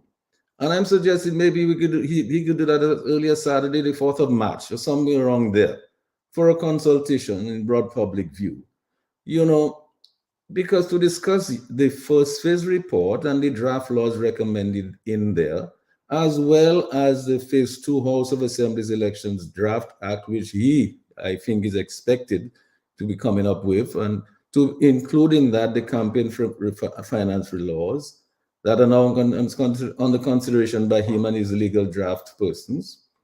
And then, of course, other attendant laws and regulations that are under consideration, so as to ensure the transparency, integrity, and of the whole electoral reform process. That is what I think we've been saying from the very beginning. McKenzie and his chaps went in there and they put everybody together under the banner of the business forum, had this consultations, so Dennis Byron, and that resulted in a report, a comprehensive report, being presented to him and to the Electoral Commission that has found its way into the draft laws. So the recommendations found some of the way into there. Not all of them, and some of them are still not precise enough, not clear enough, as we can see. But then again, I think that Dennis Byron could then commit after that process to prepare and present a white paper report. And I think anytime like March 15 or something, that I'm looking at timelines within his own schedules. That's why I'm recommending some of those dates there. And this white paper containing, just like he did in the first draft that he sent on report, a white paper like that containing the draft laws that reflect the will of the people, of we the people, as enshrined in the Constitution, and to circulate, and he should circulate this report and draft laws to the Electoral Reform Coalition. Of course, obviously to the Electoral Commission as well, but for distribution to all of the participants in that consultation for their final review and response, and hopefully by the end of March, in terms of keeping within his schedule.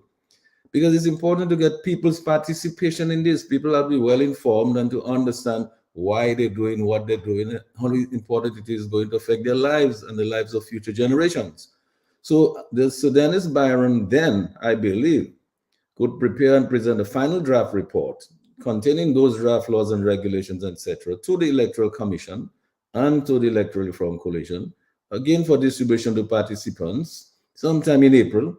And then I believe the Electoral Commission could then forthwith submit this final report, the laws, regulations, to the government of Dominica, and request that those bills are prepared and be tabled in Parliament sometime in May.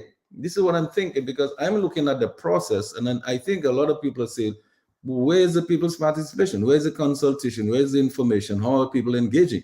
I think if you were to do this in that way, all those various groups would represent those various interests, and then people would participate in those ways through their sectors, through their sector representatives and organizations. And then I would say that once these laws are passed in Parliament, say around the middle of May, if we can work with Dennis Byron's schedule, and the government has to try to work in that schedule if that is the people want, if that's what the people want. The people just want enough time, I think, to be able to understand the process, make sure we get it right, and to protect our human rights and civil liberties and our integrity of our electoral system. And I think then the Electoral Commission should forthwith engage now in the process of completely cleansing that list of electors, issuing the appropriate ID cards and so on, educating all of us, the voters, on the new laws and regulations, with a view to itself being in a state of preparedness to hold fresh general elections, let us say by the first quarter of 2024. Not some people have been talking about that. Really and truly, there needs to be a very open and transparent process. And I want us to discuss that, because it seems to me, in addition to looking at the details of the laws and the recommendations and the processes that are required, we need to ensure that people are engaged and they understand really what it is that they're fighting for. They're really fighting for the life of their lives of the future generation, their way of life. So then, as I said before, and in sort of closing up my remarks here, I suggest that no CBI passport holders should be allowed to participate in the voting process, unless they're resident in Dominica and satisfy all these residence requirements in the new laws. And I also want to strongly support the proposals requiring fingerprinting as part of the process of the registration of voters. And I really want to also endorse the observation of the CCJ that no further elections should be held in Dominica under the current tainted system. So these are some of my thoughts on this. I think we need a process that's transparent, that people can be engaged so they understand what they're doing. And Lambi, I before I go over to Mr. Severin McKenzie, I wanted to go over to you to just give the people the numbers, let them know that we would welcome the calls at this time, and we try to take it. And once the calls start coming in, you'll interrupt us. So after I come back, maybe I'll go to Dr. Andre again to get some remarks on some of that I said before I go to Dr. Andre. So Lambi, give the people the calls, get the numbers. You're listening to the Global View and Q. The numbers are 449-3095, 449-3096, 449-3097, 616-4257, 305-432-9624. Let me run those numbers one more time. 449-3095, 449-3096, 449-3097, 616-4257, 305-432-9624. Back to you. So you'll just interrupt us once your calls start coming through, Lambi. So we'll be happy to take them. It's the people's voice tonight is very welcome. Dr. Andre, some of what I expressed there, I don't know how you think about some of that process there, the whole process, because certainly the Prime Minister of Dominica cannot try to take any kind of control over this thing there, because he was the obstruction, in fact, that prevented the reforms from going on long ago. Well, actually, if I may beg to differ, he has taken control. He has taken control of the forces who were trying to prevent free and fair elections in Dominica. And that has been evident since that infamous email.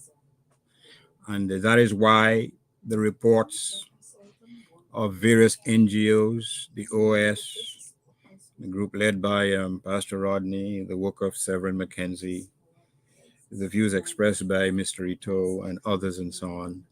That is why that they have not found favor with the political directorate. There's no mystery here. It's as clear as day. Sir Byron was paid a king's ransom, perhaps to sing the songs of praises. That is not probably how great thou art, I don't know. But it is clear, whatever his motivation was, that he, at least to his credit, he listened to the voices of decency and integrity insofar as elections are concerned. Hence his adoption of what the CCJ said. Hence his discussion about fingerprinting. Dr. Andre, let me just interrupt you a minute. I'm hearing some voices coming through in your background. I think maybe some people might be close enough to you that the voices may be coming through the mic. So you might want to. All right. It's again, Valentine's Day. Perhaps somebody was whispering things to me, but I don't know. Or it just could be the cat. I really don't know. Well, I'm sure you know. I'm sure you know. I know you know his whisper. They were whispering things. Probably you heard the voice of Inspector Mills in the background. Who knows? I don't know. What do I know? But the point is, to his credit, at least you can identify certain sections of Sir Byron's report, and you can conclude that at least he has listened to voices of integrity during his consultations and so on. There's no question about it. Or perhaps he felt that he had to retaliate with the cynical decision to have elections on December 6th in flagrant violation and disregard for the process initiated by Sir Byron. And there's absolutely no doubt in my mind that there was significant consternation among members of the legal fraternity, not necessarily in Dominica, but certainly in the region, when the word came out that on the very day that Sir Byron released one of his reports, there's an announcement to have elections under the same regime castigated by the CCJ. So the emperor has no clothes. The region definitely knows what's going on whose side this one is, on whose side that one is. You want to take a call, Lambi? Yes. Good evening, caller. Please go ahead. Yes, good evening, Lambi, and good evening, Mr. G, and the entire panel. Good evening. How are you doing? Mr. G, one of the proposals I would like to see is that anytime you are voting in any other jurisdiction, you shouldn't be allowed to vote in Dominica. And that would maybe keep up with international law. And as Brother Andre said, Brother Andre, I think I'm going to adopt you as my big brother because my big brother died, so I need a big brother. But Mr. It's not right for somebody to be living anywhere and get the stimulus, 2, 3, 4 stimulus, and then come in Dominica and prevent Dominicans from getting that whatever they're getting. And number 2 is that I think it's McKenzie said that, or Hurtault, that the way we expressing the phrase of electoral reform, I always understand it's not just about killing the Israelite. It's more than that, as you rightly said, Mr. G. It's our way of life. The freedom to choose whoever you desire to lead your country. The freedom of speech. You cannot get victimized because you belong to one political party or another. I mean, these things we're living into 2023, that shouldn't be existing. And the people of Dominica should also understand that the very survival is at stake. Freedom of expression, freedom of movement, freedom to associate. All these things is based on electoral reform, as you said. That's the cornerstone of our democracy. And when we lose that, we lose everything. Anyway, thank you. I won't stay too long. Lambe, good night. Thanks a lot. Thanks a lot for that. Seb, do you want to? Let's take another call. This is a very serious program, and there's a gentleman who wants to play around. There are other places you could be playing, but please. Let me just go over to Mr. McKenzie. Did you want to say something, or you Yes, want to do? yes. There are some things that we do not, that I'm not too sure if people are aware of, or people that we do not give much consideration to,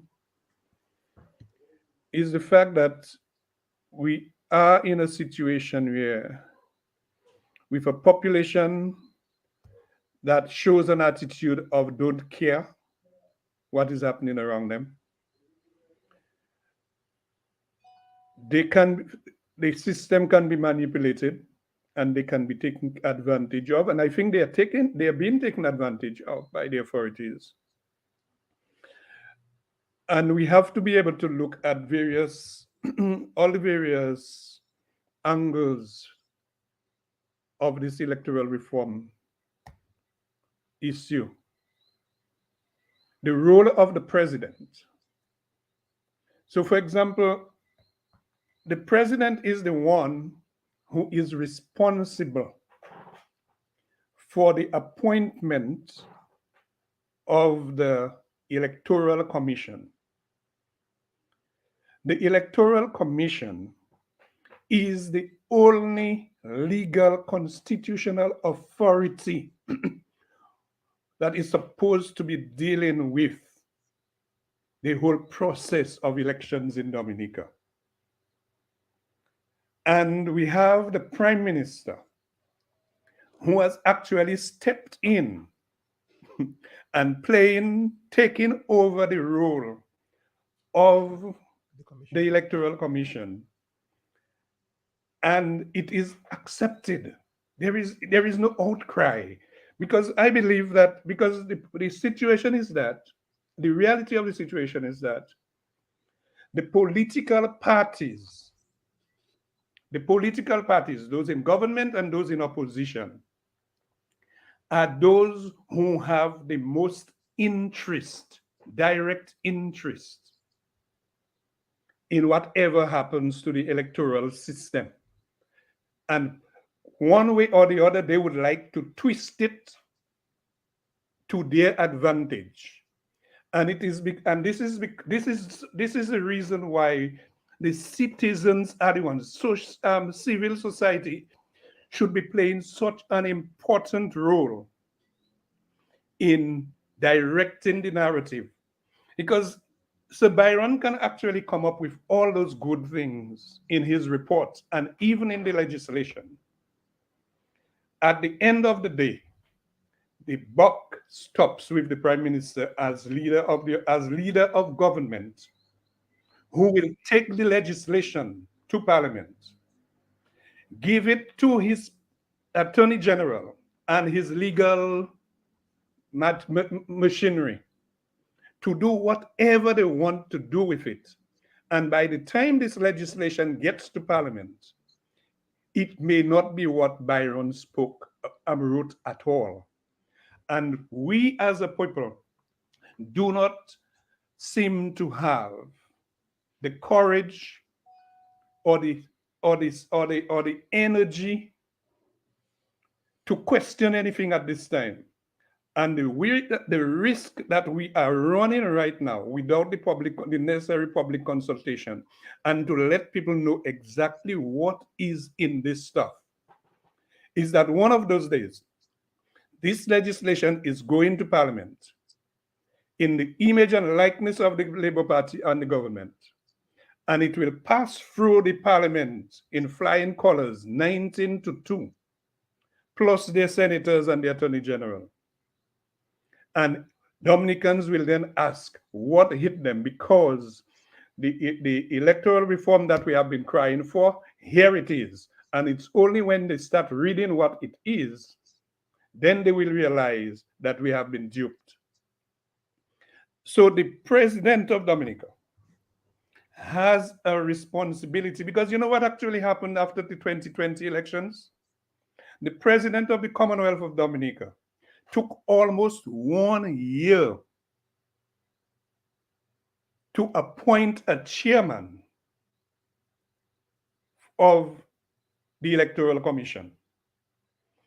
The life of the last Electoral Commission came to an end at the first sitting of Parliament last week. So as we speak now, there is no Electoral Commission constitutionally instituted. So when the Prime Minister has taken the responsibility of being the one going to have consultations and all those type of things, and want to bring a law to Parliament on his timetable, it is not supposed to be on his timetable. It's supposed to be on the timetable of the Electoral Commission. So the first thing that has to happen, because we are at a disadvantage already as a people, because we as a people have absolutely no say. I mean, we're asking for consultation. We will go and we'll run our mouth. But when they give it to the Electoral Commission, which is 2 government appointed nominees and 2 opposition nominees, and the president appoints another one, who he appoints, if he appoints the same one that was there before, who in my opinion was a real failure, because in the last 3 years, the Electoral Commission of Dominica did not hold one single public discussion to engage the population.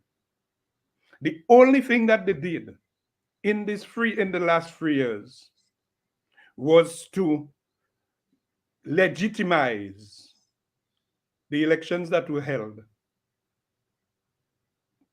on the 6th of December 2022 by failing to tell the Prime Minister that we are not ready for elections. Because if the Electoral Commission had actually taken a principled position and said that we are not ready for, the commission is not ready for elections, we are not prepared for elections, the president could have postponed the elections, to give the Electoral Commission time. This Electoral Commission did absolutely nothing in the last term. So their term came to an end on the 7th of February at the first sitting of Parliament.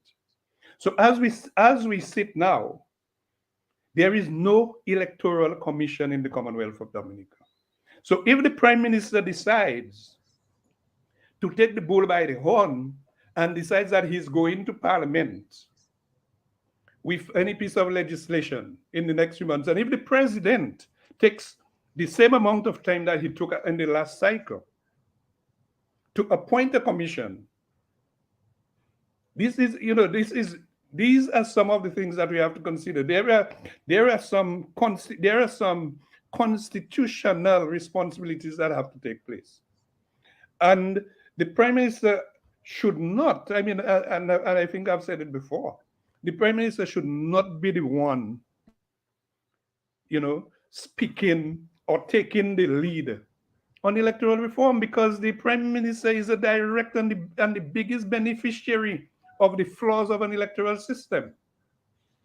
And the one other thing that I have to tell you, I would like to just pop in here.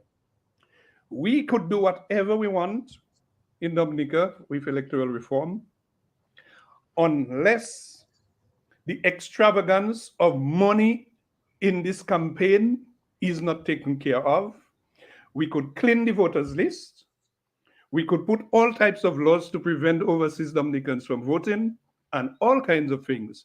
Every time this system continues, we have money, the type of money that is allowed to flow in this election process, unless this is brought under control with some serious electoral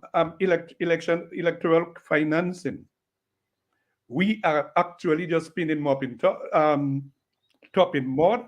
And I believe that when the prime minister decides to go to Parliament with whatever legislation, he can tweak it. And I know that we do not have the courage as a people to question it. And when it goes to Parliament, the ayes will have it, because people do not have the energy. Apparently, they have given up on protesting. Here's a couple of things. One, I don't agree with Sevs that the people have no say. I believe that 5,000 people in Roseau, in a very peaceful gathering, expressing their desire for the electoral reforms that they want, that could probably give them a very big say in what happens. Now, the other thing I wanted to comment on is, and hopefully Dr. Andre will be able to help us with one part of this, is the role of the Electoral Commission and the role of the executive branch. Because as you said, Severin, right now, there is no Electoral Commission in place, right? My understanding is that the opposition has already nominated its representatives, its 2 representatives for the Electoral Commission. I am not aware at this time whether the Prime Minister has nominated the 2 representatives that he wishes to nominate. I'm not aware that he has done so. I'm fully aware that the President, in his own deliberate judgment, has the authority to appoint the chairman of the Electoral Commission, and he can do so. We know the situation, but he can do so, and he has authority to do so.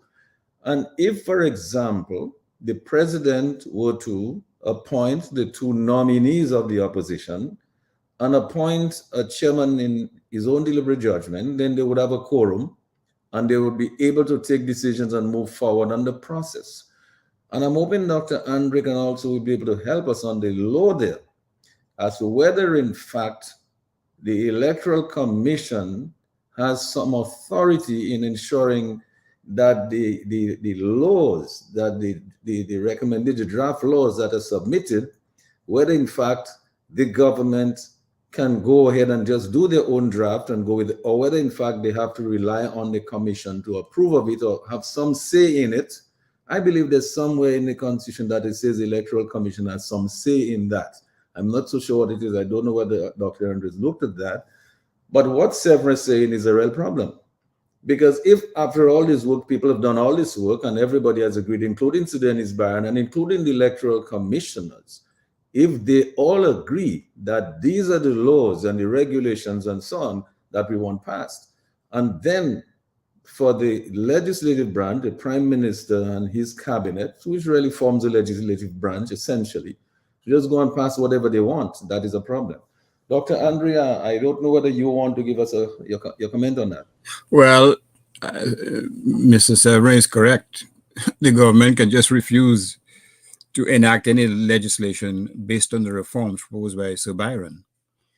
The fact of the matter is that Sir Byron himself has been implicitly criticizing the function or the work of the Electoral Commission. They have been derelict in their duties. They're the one charged with the responsibility of ensuring that elections are free and fair, of cleaning the voters list. There was some cynical, bogus interpretation by some senior counsel that the Electoral Commission lacked the authority to clean the list. Pure nonsense. Go anywhere in the Eastern Caribbean and talk that foolishness, they'll laugh you out of their country. It's as simple as that. But the Electoral Commission has succumbed and they have laid prostrate at the feet of the political directorate. That's the look. We have to look at all this in a much broader context because it comes back to one fundamental thing, right? Look at the Integrity in Public Commission. Is that how the name? And look at what happened to the chairperson when there was an announcement of investigating the wealth of our political leaders, politically speaking. What happened to him? He was cast by the wayside. He was replaced. And the very first thing the new chairman of that council did was to stop that investigation dead. Even look at the Calypso. The whole thing is a joke. You have two political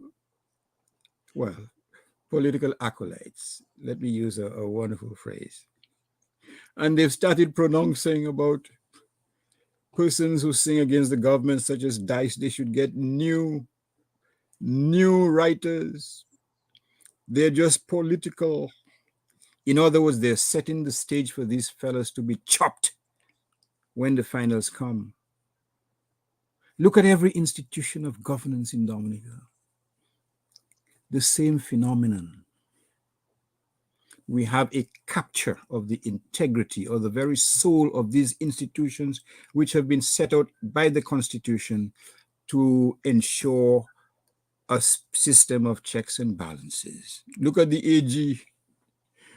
I think it was Severin McKenzie said, and he's right, cynically, that the government has their Attorney General. It's not theirs, Gasson. But there's no distinction between what the AG does and the government policies. They're tied and joined at the hip, as if they're Siamese twins. Look at the DPP, Gasson. Same crap. The institutions have been compromised terribly. So we're not just talking about electoral reform. We are talking about the metastasization of the cancer in every part, every joint of the body politic. And that's why it's so important. Persons may not see it, but we do have an obligation to ensure that despite the pronouncements of the apologists, persons are made to see and understand that crisis because it affects every part of the body politic. There are poor people today who can't get a job, who can't get help, not because they committed a crime, but because some relative or somebody opposes what's happening in Dominica. There are persons whose careers have been aborted in the civil service, not because they did anything wrong, but because they are perceived to be opponents of the political directorate. There are certain doctors, whether it's IP or UP, whether it's Hazel, whether it's Dr. Dale, whether it's Dr. Sam, who cannot work, not because they did something wrong, but because they are perceived to be opposed to the political direction. And who suffers? Whenever a minister gets a boo-boo, he's flown out to Guadeloupe and Martinique. Other persons have to do whatever they can do to survive. Their relatives have to be bringing paracetamol to the hospital for them to be properly taken care of. So this is not just about voting. The voting is very important. But unfortunately, that is just one aspect of the cancer that is eating us with no cure in sight. So this is why it's so important. Don't worry about the naysayers. They are naysaying because of what they get. Those who pass bad checks, those who owe every business person in Roseau, those who never did their jobs when they held responsible positions, those who get money to distribute to sycophants and acolytes. They're there because they're getting benefits, that's all. But no country can survive on that basis. No country can survive on that gospel of greed. And that is why it's so imperative that we have to take this issue of electoral reform head on, because it is just one manifestation of a more fundamental problem in the society. We have to fight. We have to fight. Fight for our rights, irrespective of who said anything. And tomorrow, let me commend once again persons like Athi Mate and those citizens who've walked, knowing fully well that a scarlet letter will be branded on their foreheads, not because they've done anything wrong, but because they've shown some leadership, some courage. They haven't sacrificed their integrity for a mess of pottage or half-pound of bacanet. They've stood on their integrity. That is the kind of example that the young people need. And we have to support that thick and thin. Bear in mind, as is often stated, Christ only started with, is it 12 disciples, Gasol? Just 12. And look at where we are now. So we have two options. We either live out the dictates of our faith in terms of helping each other, being the force for good and righteousness, or we close our eyes or bury our heads in the sand, or we accept with hands of our eyes the handouts which buys our silence. The choice is clear. We know what persons in the other islands have done. Didn't stand for any of that. And that is where we are. Are we going to take our place amidst the community of nations, the community of fellow West Indians? Or are we going to stay at the back of the line, the laughing stock of the rest of the Caribbean? The choice is clear. It is very clear. And Dr. Andre, in addition to that, really and truly, Bernard, this is not just about electoral reform, 2 words. That's not what it's about. It's what's behind it. What is the substance? What is the raison d'etre? How does it impact our very way of life, our lives, our living standards, and our quality of life? If you cannot speak freely without being victimized, that your quality of life is affected. But let us just add something. There are 2 things to what Dr. Andre was saying. One, in the case of the IPO, and this is what's happening there, we are compromising all of the institutions of our democracy. In the case of the IPO, not only when the IPO tried taking some action was it dissolved, but it was replaced by a different IPO.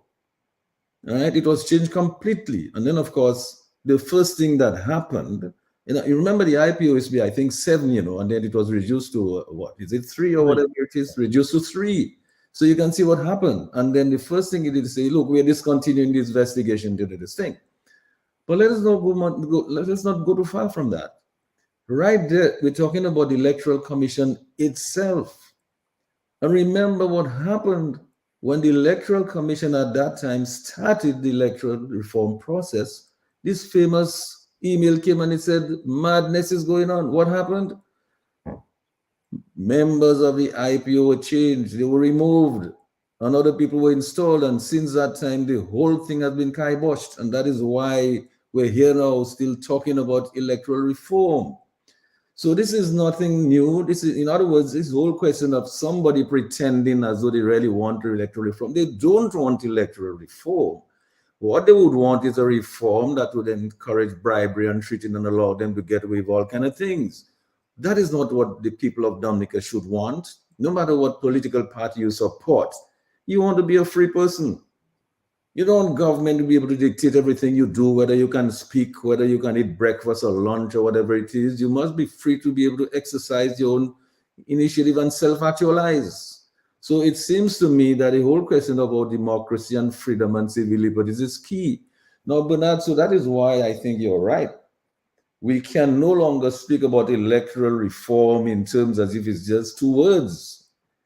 People have to understand, and the political parties and all the civic organizations have to make the people understand this, what electoral reform really means to their way of life and to that of the generations to come.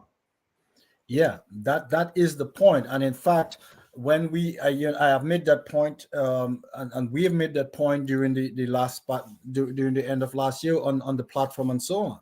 I mean, we have couched this thing in the terms of this is a fight for the soul of our island. This is not about electoral reform is a part of it, but really what's happening here is a movement between two forces. Those who wish to steal the island for their own ends and to exploit it for their own ends, and those of us who still believe that we have an island worth saving, and we are a people worth being free, and we are a people who want to remain free. This is a fight for the very soul of our existence as a nation. This is what it is all about. Electoral reform is part of it. As Dr. Andrew rightly said, and as I was planning to comment, we cannot depend on any formal institutions of this in Dominica, quite honestly. Every institution has been captured. After 20 plus years, every institution in Dominica has been compromised and captured. We cannot depend on them. We cannot depend on the Electoral Commission.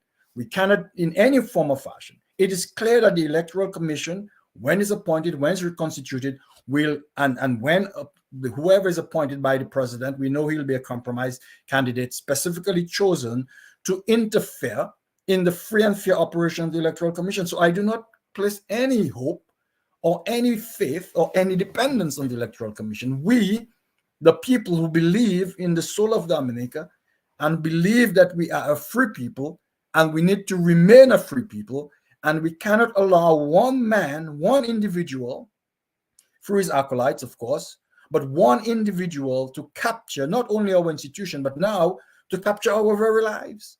And we cannot allow that. We cannot allow that as 70,000 free-thinking individuals to allow one human being to capture our lives for decades. That must end. And this is what this fight is about.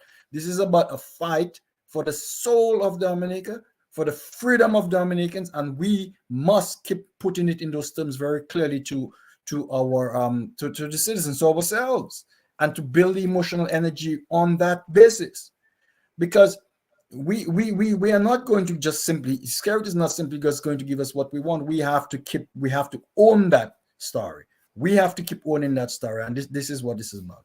So again, the Electoral Commission will come, it will go. I agree with Sevs that the formality of it is necessary, but the reality of it is it will be ineffectual, and we must operate outside now. We are forced to operate outside of the formal institutions that are meant to control a government, because now the government controls this institution.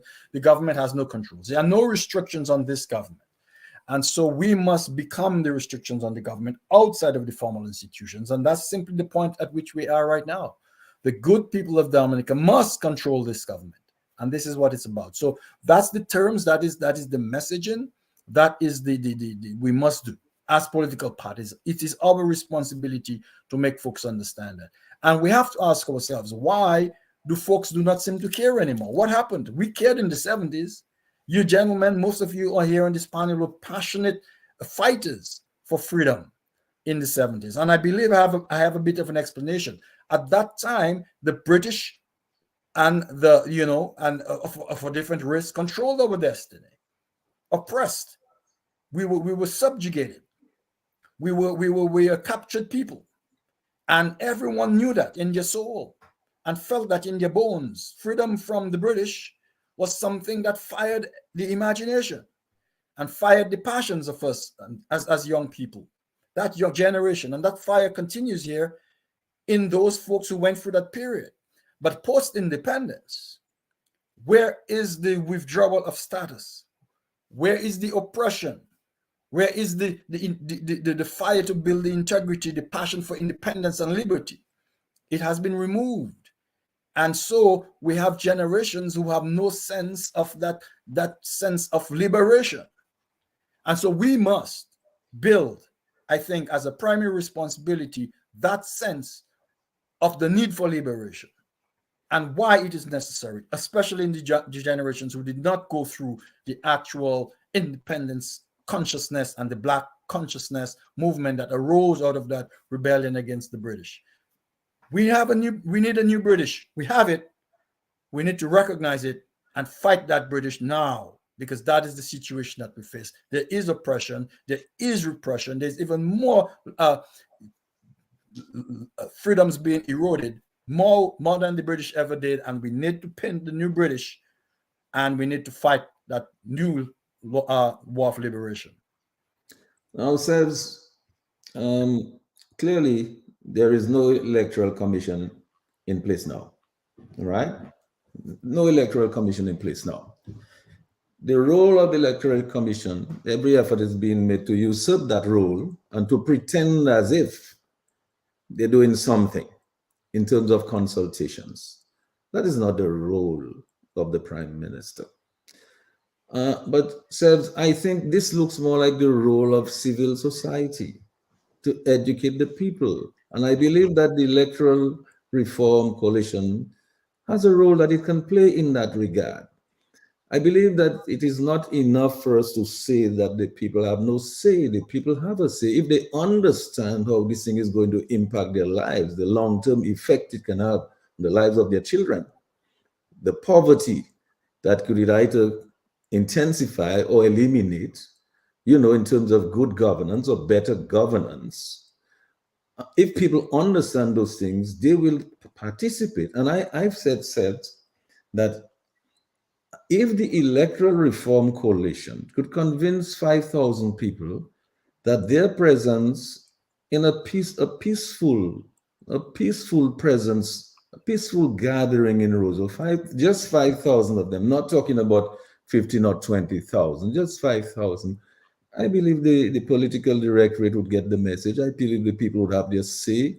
So all is not lost, in the sense that although we know that the institutions of democracy have been compromised, clearly the Electoral Commission has been compromised, along with some of the other institutions, all the other commissions and so on. They've been compromised, as Bernard says, after 20 years. What do you expect? If you keep one government in there for so long, what do you expect them to do, especially if they say they want to stay there for 50 years, right? What do you expect them to do? But Sevs, let me come to you, because you are involved with the Electoral Reform Commission. It seems to me that it has a role that it can play in bringing that level, the kind of information we're talking about tonight. The way Dr. Andre has dissected some of those laws and showed what they are and showed where their shortcomings are. And I believe a lot more work would have to be done on that in terms of providing that public information. And I believe that when Severin comes out with the, I think, House of Assembly Election Act, which will contain the campaign finance laws and so on that he is considering, and all the attendant laws and regulations, I believe there'll be more work for the Electoral Reform Coalition to also do it, educating the people. But I think when the people are fully informed and fully conversant with all the issues, how it's going to impact their lives, because it could either result in the continuation of bad government, or it could result in good and accountable governance. If they were to understand that, then I think clearly that people would be willing to gather in a peaceful way and express themselves and to make it clear what their desires are for good electoral reform. So, your thoughts?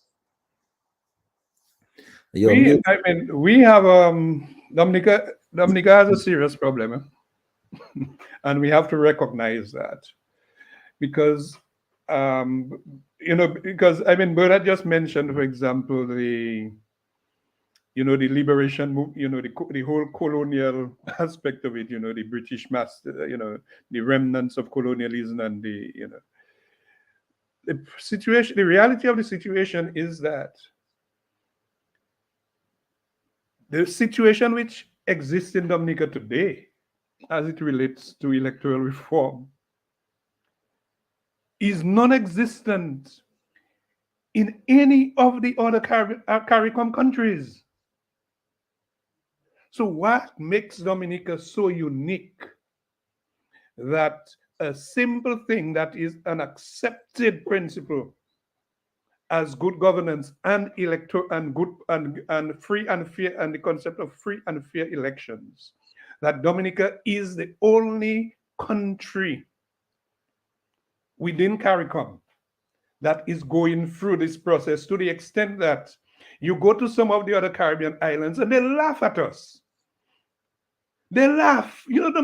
I'm not too sure if you've been to the other Caribbean islands or spoken to Caribbean people recently.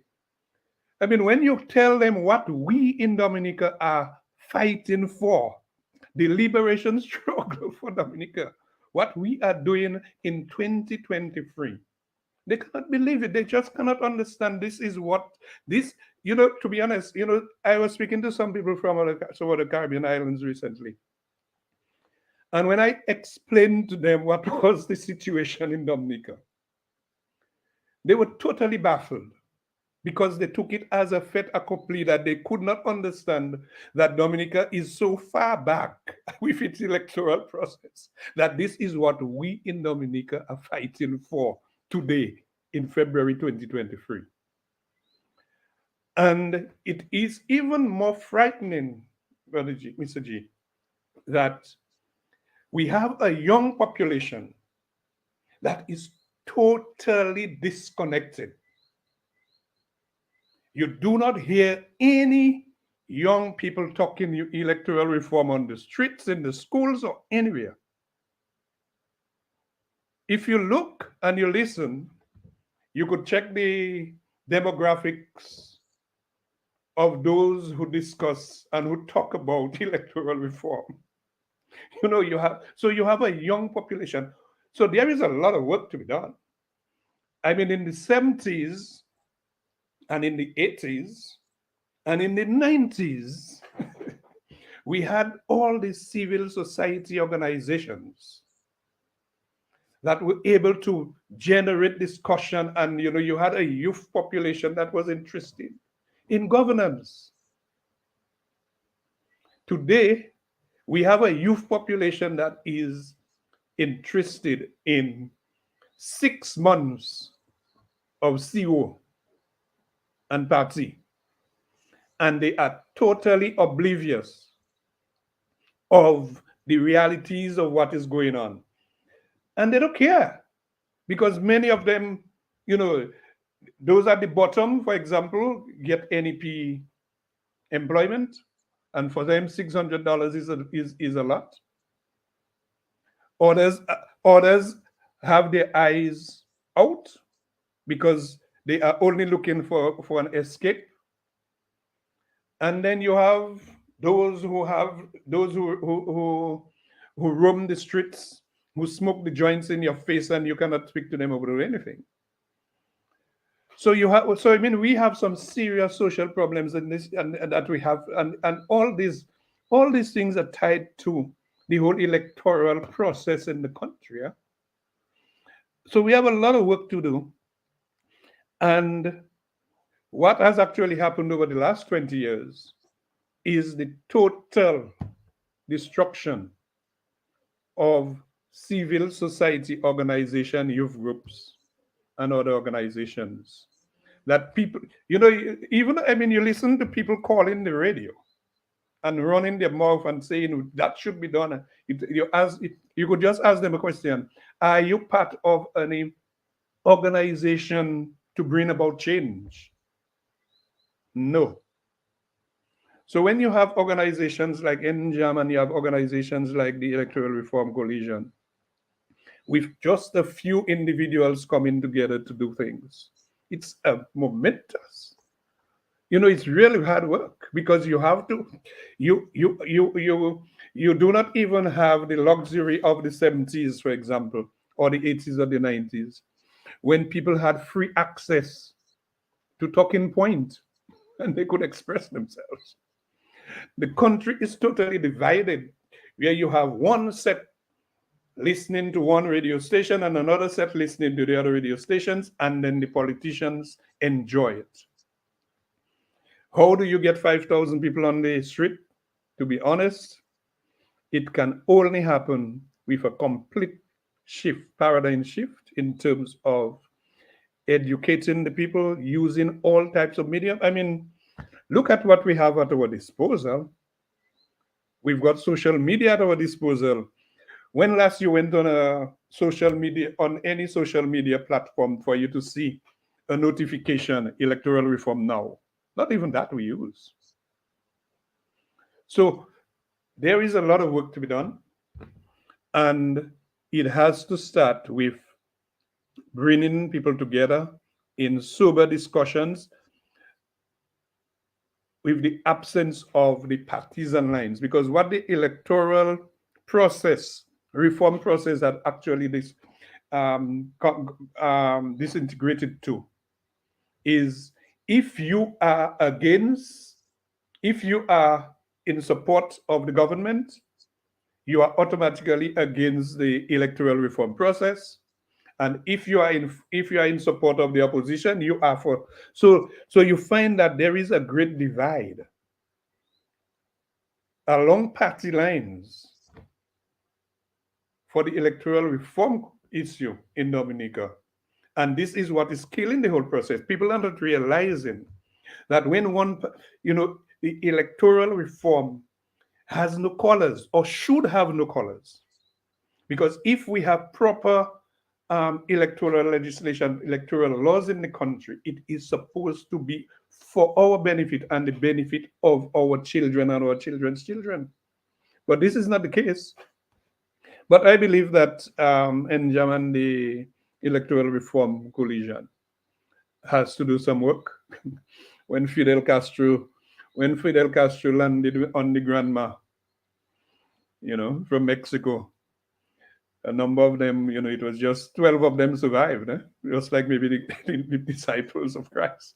Just a handful of them survived, and they were able to persuade the Cuban people to be victorious with the Cuban Revolution. But I could tell you, as it is now, it has a lot of work to be done, and I believe the work has to be done at all levels, but specifically we have to be able to target the youth. And because it is not favorable for the administration, you do not even have electoral reform being discussed in the schools. These are areas that you have to start getting those things going. And we have to, and I'm hoping that in the next few months, I heard the Prime Minister is talking about holding consultations. Of course, the Prime Minister can hold consultations, and I'm hoping that people from the opposition who are in favor of electoral reform will go to to those consultations that the Prime Minister intends to conduct, and then raise their views and take control of the situation and bring the discussion to life. Because some people just, I know tonight, for example, we are speaking, but we are speaking to a specific audience. The other audience isn't listening at all. And how do we bridge that gap? How do we get the information so that people can start listening and we can have discussions? I would like to see one of those nights, Saji, that we have somebody as red as red can be on your program, and to be objective and to be able to have a sober discussion. But without this type of things, I have to tell you, Sebs, I have to tell you, I would love to do that. As a matter of fact, now that you've mentioned it, I will make an effort to have that right away next time. But sometimes, again, that's because you speak about the political divide. Sometimes people are afraid to come. The other time we had a program, you remember, it was called The Other Side? That happened, and where is it now? So here's the thing, Dr. Andre, as we start to wind down, let us remind ourselves, in spite of what Severin McKenzie is telling us, very rightfully so, let us remind ourselves that the opposition had 16,000 votes at one of the elections, something like that. If the opposition cannot find 5,000 people to come out there and to express their desires for electoral reform, then who can? So I'm saying that the opposition parties have a role to play because they have influence on their supporters. After all, they're the people who are able, better than you and I, to win friends and influence people. So it seems to me, just if 5,000 people, if the coalition can work with the opposition groups, and they can influence 5,000 of their supporters to come out in a peaceful thing, gathering and express their desires for true electoral reform, I think the political directorate would have to listen, Dr. Andre. Yeah, absolutely. And let us remember the old adage that you don't win, or you win people, or you win more people with honey. Well, you can win many of them with black pudding too, but honey as opposed to vinegar. I think there has to be perhaps a repackaging of the message to win a greater number of souls to the cause of freedom, of integrity and honesty, and free and fair elections, and a free and a fair and a democratic society. I think the message has to be repackaged. I think how we couch the message will, to a significant degree, determine the success that we have in reaching out to folks, to be quite frank with you. And although many of us, understandably, are frustrated by the fact that many folk maintain their silence or are fearful of taking to the streets, let us always remember that the poorest among us, they have a lot to lose, because there's a vindictiveness that confronts them at every turn. And many of them subside on whether it's $600 or $1,000 or $1,200 a month, with children to feed, children to send to school, expensive food, and so on. We have to bear that in mind when we speak to folks about trying to make them see what is more fundamental and important in their lives. Long-term change, as opposed to a brown paper bag with, well, whatever it's in that bag. I don't know. I'll reserve my comments. So we have to probably revisit how we package the message. We have to make people understand that there's an urgency of now, to borrow a phrase from Martin Luther King, that speaks eloquently to us, that tell us that, look, we only have so much time to fix this thing, to set the ship of sail, to make it upright, to work in our favor. We cannot lament the fact that if we don't do that, we will end up in some type of autocratic society. Nous là, déjà, we're there. And the question is, to what extent are we prepared to salvage a little modicum of decency, a little modicum of pride, a little modicum of independence, to decide or to show the world that, look, that our future is much more important than a sack of potatoes, or a pound of brown sugar, or some handouts from some business establishments in Roseau, because inevitably it will run out. And the point has been made over and over again that whereas the treasury is broke, there seems to be an infinite amount of funds when election time comes up, an infinite amount of funds that make the folks, give them the ability to hire every DJ, every band, every so-called religious singer, whether from Nigeria or otherwise, who despite their faith, they have no problems grabbing the massive sums of money that are placed into their hands. And they said, oh, how nice a God that we have, who would bestow such unwarranted wealth on us. So what we have is a bastardization of every tenet of the Bible in this march towards autocracy.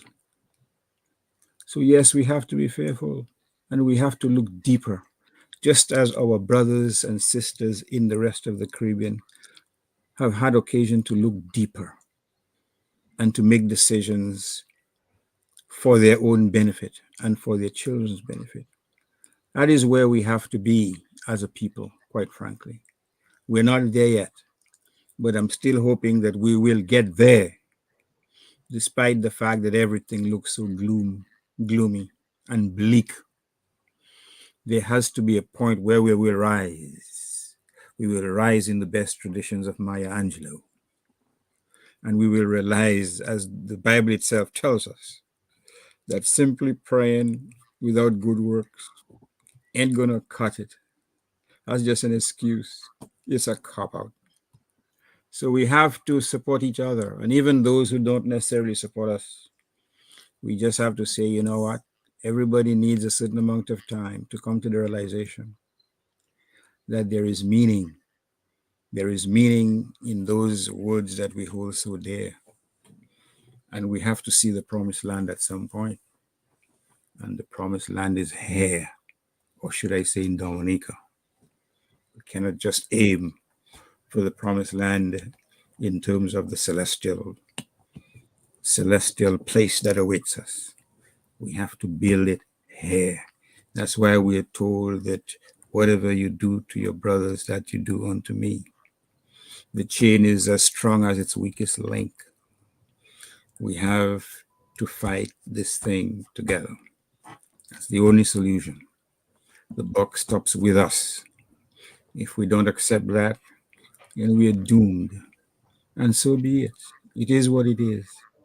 But it doesn't have to be that way. We have the capacity to rise. I'm not talking about baking flip powder. I'm talking about the inner strength, the little king and queens within us have the ability to take us to the next level. And we have to summon every strength that we have to make sure that that little deity within us is given the sustenance to help us in this struggle. That's all I have to say. And let us remind ourselves, Bernard. Let's remind ourselves again. You remember that little thing called no law, no constitution? You remember that? Of course, yes. Right. And you are aware, in fact, that we have no electoral commission in existence now. But we know that the Constitution provides that there must be an electoral commission to do the work that is supposed to be going on now. There must be.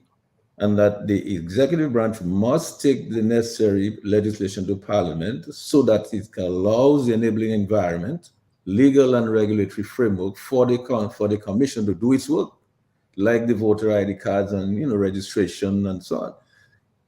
It must. That's what the Constitution says. It provides for that. We know that the president has an obligation and is authorized to appoint a chairman, whether or not the party in power, the government decide to name their two. The president, in his own deliberate judgment, has the obligation to appoint a chairperson, and along with the other two opposition senators that have already been nominated, appoint them and have a quorum so that the business of the country in terms of elections and the electoral reforms and so on can take place. But I keep going back to this thing that when there is no law, no constitution, there's something that is higher than the Constitution, Bernard, and that's the people. They call that we the people, right? And the Constitution recognizes that. It starts off by saying we the people. And I'm saying a little thing like 5,000 people in Roseau peacefully expressing their desire for the reforms and for good governance. I think that would help. What are your thoughts, Bernard? Well, I agree with you totally. And that has to be our job. If we're going to be an effective opposition and if we're going to win this next election, then we have to demonstrate that we have the ability to move people. And I think one of the first things we have to do is to move people towards that goal of having effective electoral reform here, let's say before the middle of this year. And to do so, as I stated earlier, we have to go outside the formal institutions that we all agree have been captured by this government. So now we have to, as you rightly said, reinsert the we the people. we must be a living constitution in a way to corral this government. And so that is what I think we are advocating for, to become the living constitution, to become, to use Justice Andrews' term, the deities that must ensure that the spirit of the country is kept alive. And so we must become a living constitution as a living body of men and women to ensure that we win the battle for the soul of the island, as I said earlier. It's a battle for the soul of the island. And one of the biggest battles is this electoral reform. And so we must be present. I agree with you fully that we have to be present in numbers. And there are many things that we have to fight for. And one of those is to raise some hell about this electoral commission, to insist that the Constitution requires an electoral commission to lead this process, to be in place for this process, and that we will not relent on the fact that an electoral commission needs to be in place very quickly. And the other thing that we will not relent on is keep appealing, but more than appealing, keep pressing the president on to do the job of appointing an electoral commission chairman who we can demonstrably show to the Dominican people is an impartial patriot of the island, who is seeking to do the right thing for the island, not somebody who is clearly a tainted political appointee, a clear political operative. We are pressing on the prime minister when he comes to that decision. We will raise the hell we need to do, and to keep the conversation going, that appointment has to be somebody that is an upstanding Dominican citizen that we can all rally around, and that hell we must bring to the people as well.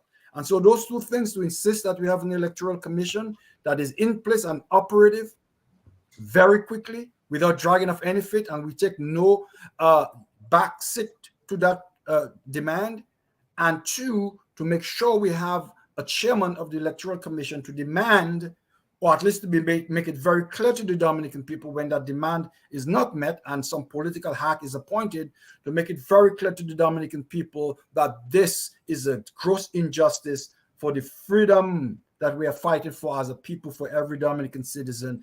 That appointment is a gross attack and a danger to our Dominican freedoms. So, Severin McKenzie, the Electoral Reform Coalition.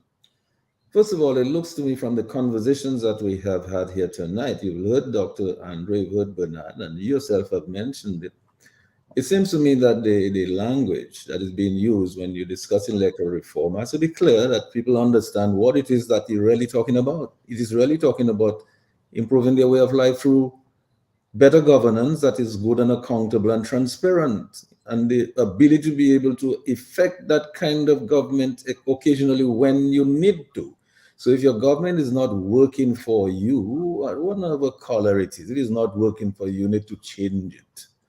And the way you change it is for a good electoral process that allows you to be able to do it in a manner that is fair, right? Free and fair and balanced, okay? So it seems to me, Sevs, that the Electoral Reform Coalition has some work to do to ensure that the message goes across that, listen, this thing has to be fair, balanced, but what you're really doing is to get good and accountable government that is going to help to improve your standard of living and your quality of life and that of the future generations to come. Your thoughts, Sebs? Yes, Mr. G. The message has, I do not believe that we have been successful in the message on electoral reform in terms of attracting both sides of the aisle.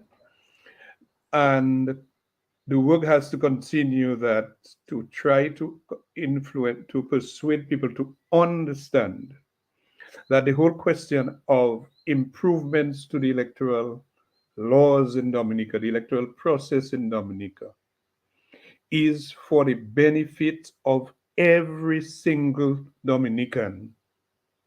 Whether you are enjoying the privileges of the party in power now, or whether you whether you are not enjoying it, because it is cyclical. Things will change. One of those days, those who are in power will be on the opposition side. Maybe it might take 50 years. Maybe some of us might not be there. But our children may very well condemn us for not having fought for it, or allowing them to have this type of legacy, of this type of system that we left for them. And this is why, personally, that I feel that I have an obligation to still. I am not partisan at all. I do not support any political party. I do not support any political party at this stage in my life. I think I can survive without a political party. But I am very much concerned.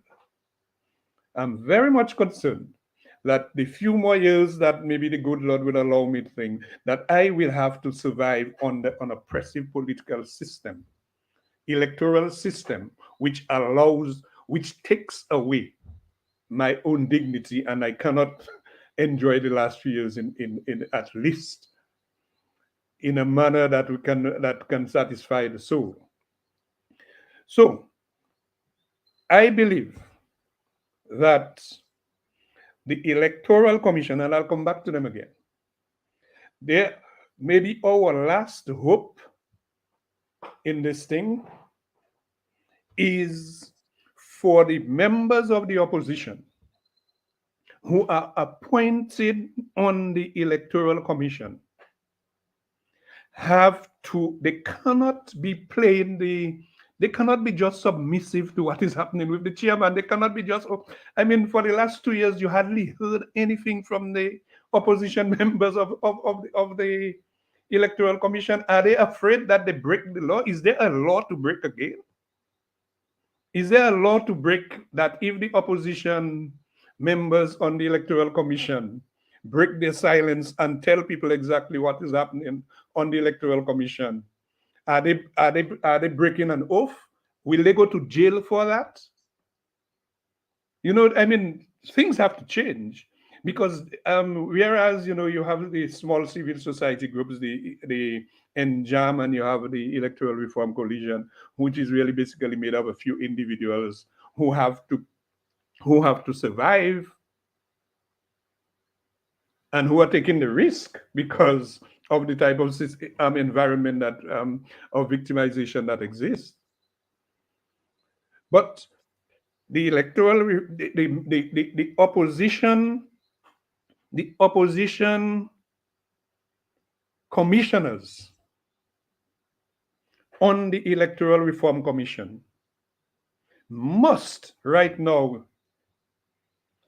as soon as they're appointed, take the bull by the horn. And even if the chairman and the two others are thinking, they have to bring the information to the public, and they have to use what influence, because in this thing, with this thing right now, there is no breaking of law that when it comes to letting the people know what has to be done. I mean, the commission, the opposition commissioners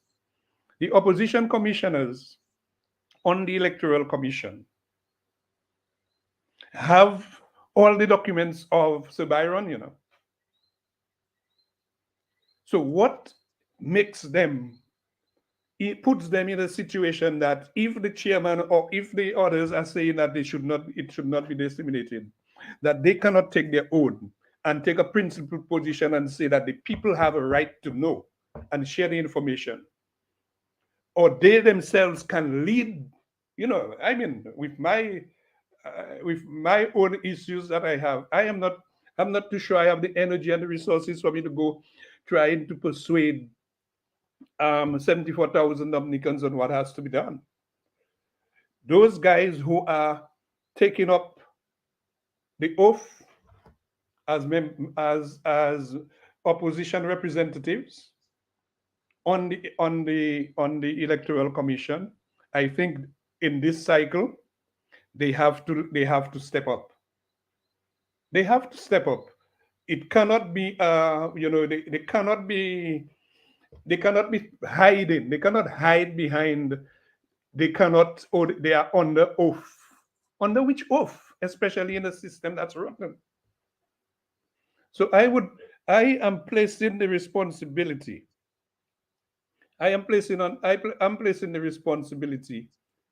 the major responsibility on the part of whoever is appointed by the opposition to sit on the Electoral Commission to step up and to assist the ARC and the other organizations in leading the charge for electoral reform in Dominica. Because this is the only way. You cannot have those fellows hiding and being quiet and being silent and that kind of thing. So I think your point is well made, but I think even before you get to the persons who may be appointed as the commissioners, I think the pressure has to be put on the opposition, the parties, and the independent people who are now forming the opposition in parliament. If they find that their nominees, there's undue delays in the president appointing their nominees, they need to step up and say something about that. Because it seems to me if you've already gone through the process of meeting all of the requirements and the conditionalities that you had to meet by law to appoint your people, to nominate your people, and there is undue delay in your people becoming appointed for whatever reason, clandestine or otherwise, I think the opposition parties, the independent groups and so on, should now make themselves clear that they want some action from the president, they want the people to be nominated. They have to look at the law, look at the process, and ask for them to be nominated so that the business, and then put the pressure on the president as well to appoint an independent chairperson so that the business of the electoral commission can continue once it's duly constituted. Then, of course, the onus will be on the prime minister to nominate his appointees. I don't think the president needs to wait on that before he should be able to go ahead, as far as I know of the law. So, Sebs, thank you for, as we're winding down, I'll accept this as your final comments here. But Bernard, in terms of going forward, do you see the role? Let me make a quick point there.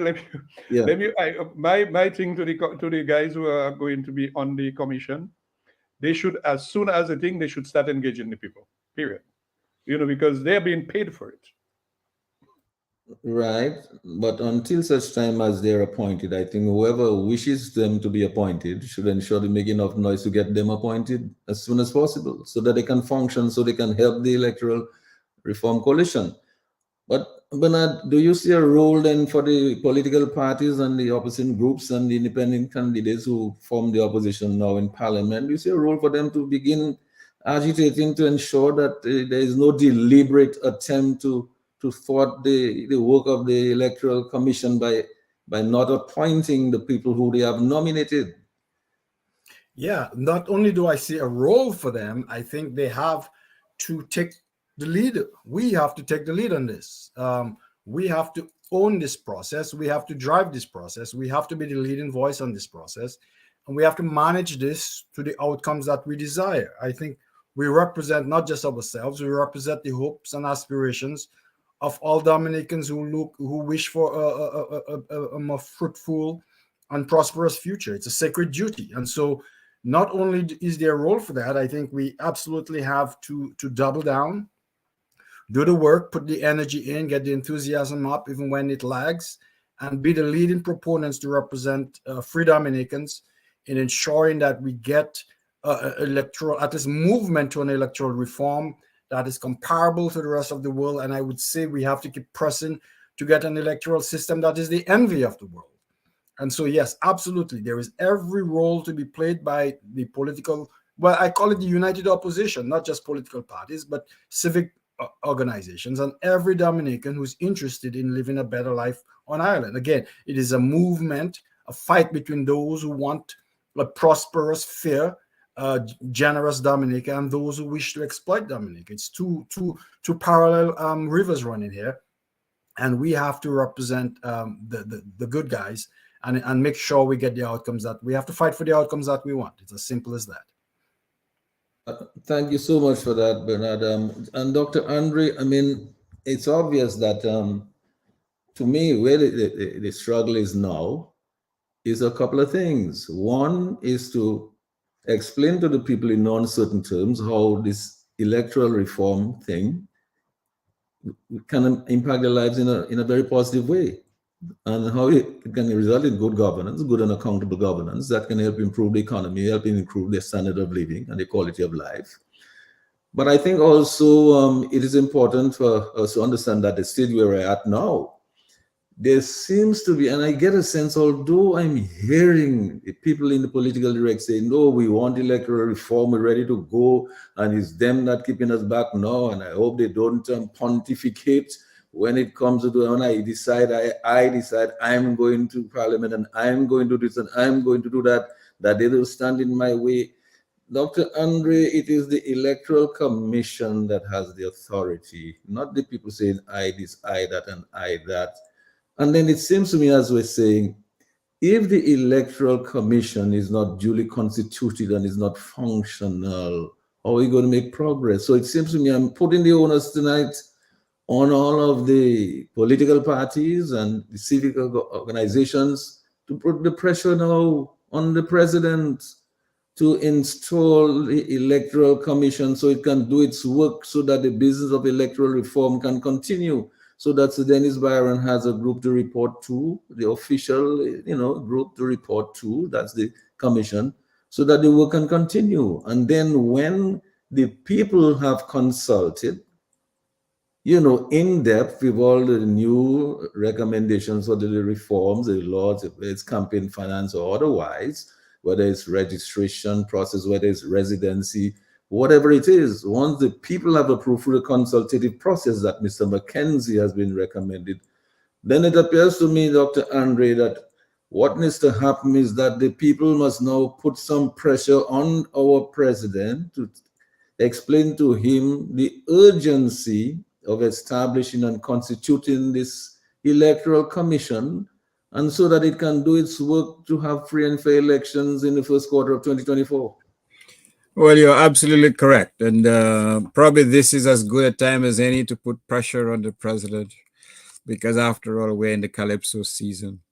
And wasn't there a famous Calypso years ago, marry the girl, and lo and behold, like a miracle from heaven, the girl was married, so to speak. So we have to trust the power of the wood. We also have to trust the power of the people. And it is they who hold their destiny in their own hands. Yes, we need the leaders to step up, but it is a fight which does not necessarily belong to the leaders. But you do need leaders. You do need leaders to set the agenda.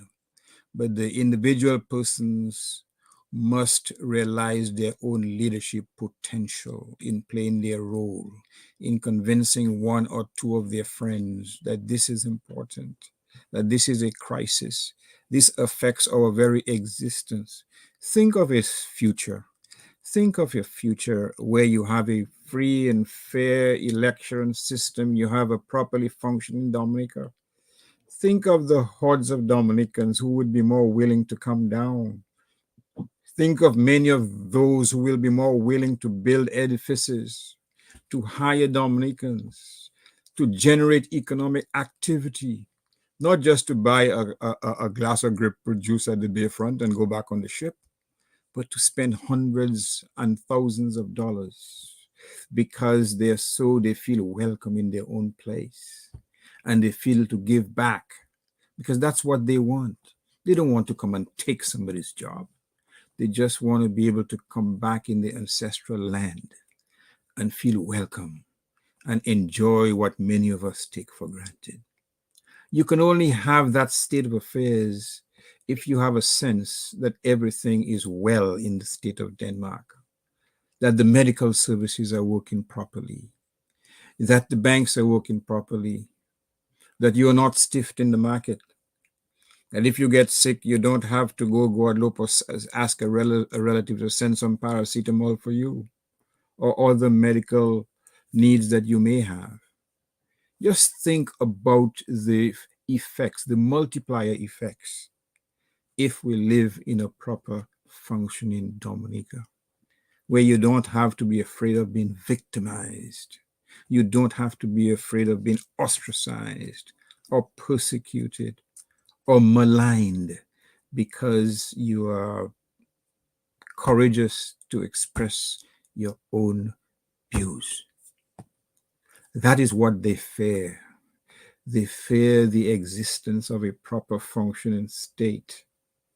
a state where the people don't have to beg them for a penny, beg them for a brown paper bag in the middle of the night. That's what they're afraid of. They're afraid of people being independent, people having dreams and aspirations, people who know that by the sweat of their brow they can eat bread. That's the reality that they're afraid of. So when they go on radio stations pontificating, why is it that those who pontificate are those who owe people money, those who deliver bad checks, those who cannot fend for themselves, if not because of this insidious patronage, if not being placed the typical or the proverbial square pegs in wrong holes? They want that to persist. They want that to continue because they are unlawfully and they are immorally benefiting from that state of affairs. And that is why it's so important, the work that these panelists do, this radio station does, what Lambie does, and Schumann does, and others do by calling the station and expressing their views, because their cause is right. And might does not establish right. That is the significance that we have to take from all our biblical teachings, from all our moral teachings. And that is why we must take strength in the examples being set by persons who otherwise we will look down upon because they lack status. Many of them, in any way. Many of them are showing the path, the way, the light. Well, those of us who regard ourselves as educated and privileged, we hide in little castles, not only within our own skin, but within our own homes. But there is hope, and there is hope. And as long as we have a breath of air or oxygen, as long as we can speak, there is hope. And that's how I see it. There is hope. Well, thanks for that, Dr. Andre. And as in closing, here's what I would say, that notwithstanding all of the obstructionism that we've seen over the last years, the obstructionism towards electoral reforms that could result in free and fair elections that could translate into good governance, good and accountable and transparent governance, I think all is not lost. Because there is a process taking place now. We're talking about it. Other people are taking part in it. I mean, the numbers will grow as people understand the impact of this thing on their lives and the lives of future generations. But I take solace in the fact that all is not lost, because when I listen to voices like Thompson Fontaine and Bernard Hurtault, they song the economics that can impact people's lives. They're talking about things like the knowledge industries that the youth are excited about, because it can provide so much of a better living standard and quality of life for them, and they can stay right there at home and work for any corporation in the world. I think I'm very hopeful when I listen to these leaders that we are on the verge of a paradigm shift, if only we can succeed in getting what it is that all of the other islands of the Caribbean already have and take for granted, this thing called electoral reform, so that we can have free and fair elections, and so that we can feel that we have the power as a people to change our government when it is not functioning for us. Right? There's nothing wrong with changing a government from time to time. That's what countries do in a democracy. We should do it too. We cannot sit there and say, okay, somebody, give them a break, let them stay there for 50 years. That don't make sense. If it is not working for you, change it and give them a chance to come back. What they say, wheel and come again.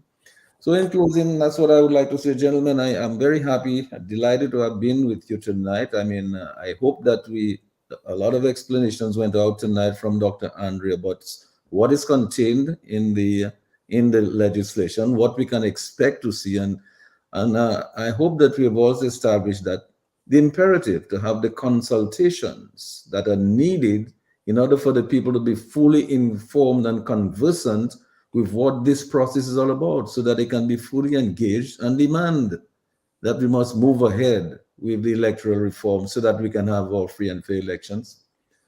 And I'm also encouraged when I listen to Bernard. I mean, I think people like Bernard and Thompson, to me, they represent the future because they are the politicians now that are interested in forming a government to create a new direction for the economy of the country.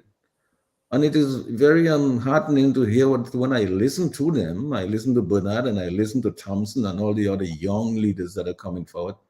I think the future is bright. The only thing that people need is an opportunity to be able to establish their own preferences for their government in a manner that is free and fair. And the only way to do that is to establish the electoral reforms that I think that are on the way. They will come. But I think, as in closing, what I'd like to say is this. I think the people of Dominica must understand nobody's going to put it on their lap if it is going to affect their winning legacy. And therefore, they have to take charge of the process and demand what it is that they need and what is rightfully theirs and what is fair for them to have. Because after all the other countries in the region have that same thing already, long before us. So, Nupa Muntu. So this is the point. So, gentlemen, thank you so much for being here tonight. Dr. Andre, thanks a lot for your usual brilliance and your wisdom. Sevs, thank you for explaining so much to us. And I really want to encourage you to don't give up. Keep up the strength to do the good work, to fight the good fight, to keep the people together on one playing field. And Bernard, I hope you can really convince your folks out there that the political parties, the leaders, and their teams can go out there and explain to people in no uncertain terms what the whole thing is all about. It's nothing to do with party, but it's to do with people's lives and the soul, as you say, of the nation. So I wish you good luck on that. And let me just finally close by saying that NITCLIF, because I'm the president of that small organization, what we're there for is really to support democracy, support freedom of expression, human rights, civil liberties. I mean, elimination of abuse and so on that impact our democracy and things that pollute our institutions, that they're pillars of our democracy. We would like to see all that changed. And so NITCLIF is willing to support the work of the Electoral Reform Commission if it's going to try to raise funds or do whatever we can within our limited capacity to assist. So, gentlemen, thank you so much. Thank you, Irving. Thank you to each and everybody. Ambi and Sherwin, Great job. you for listening. Thanks a lot. Wonderful show. Thanks, everyone. Thank you. Good night. Next time. Good night, All right. everybody. Enjoy the carnival. Yes, and I hope everybody continues. I know Dr. Irving Andre will continue his Valentine's Day when he leaves us here. Sorry we interrupted that. I'm pretty sure that he will continue that once he leaves here tonight. The coconut fiber mattress. The coconut water. fiber mattress feels very good at this time of the day. Anyway, thank you. Okay, take care. Good night, everybody. Okay, bye.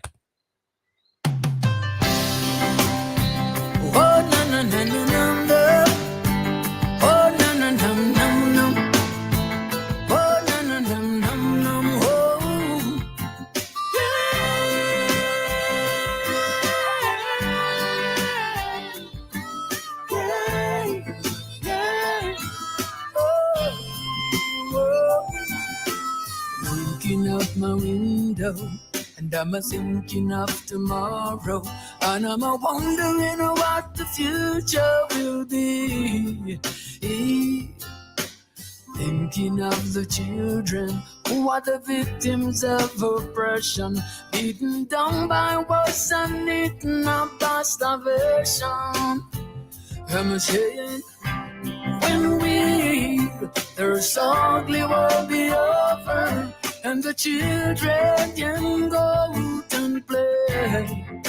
I wanna see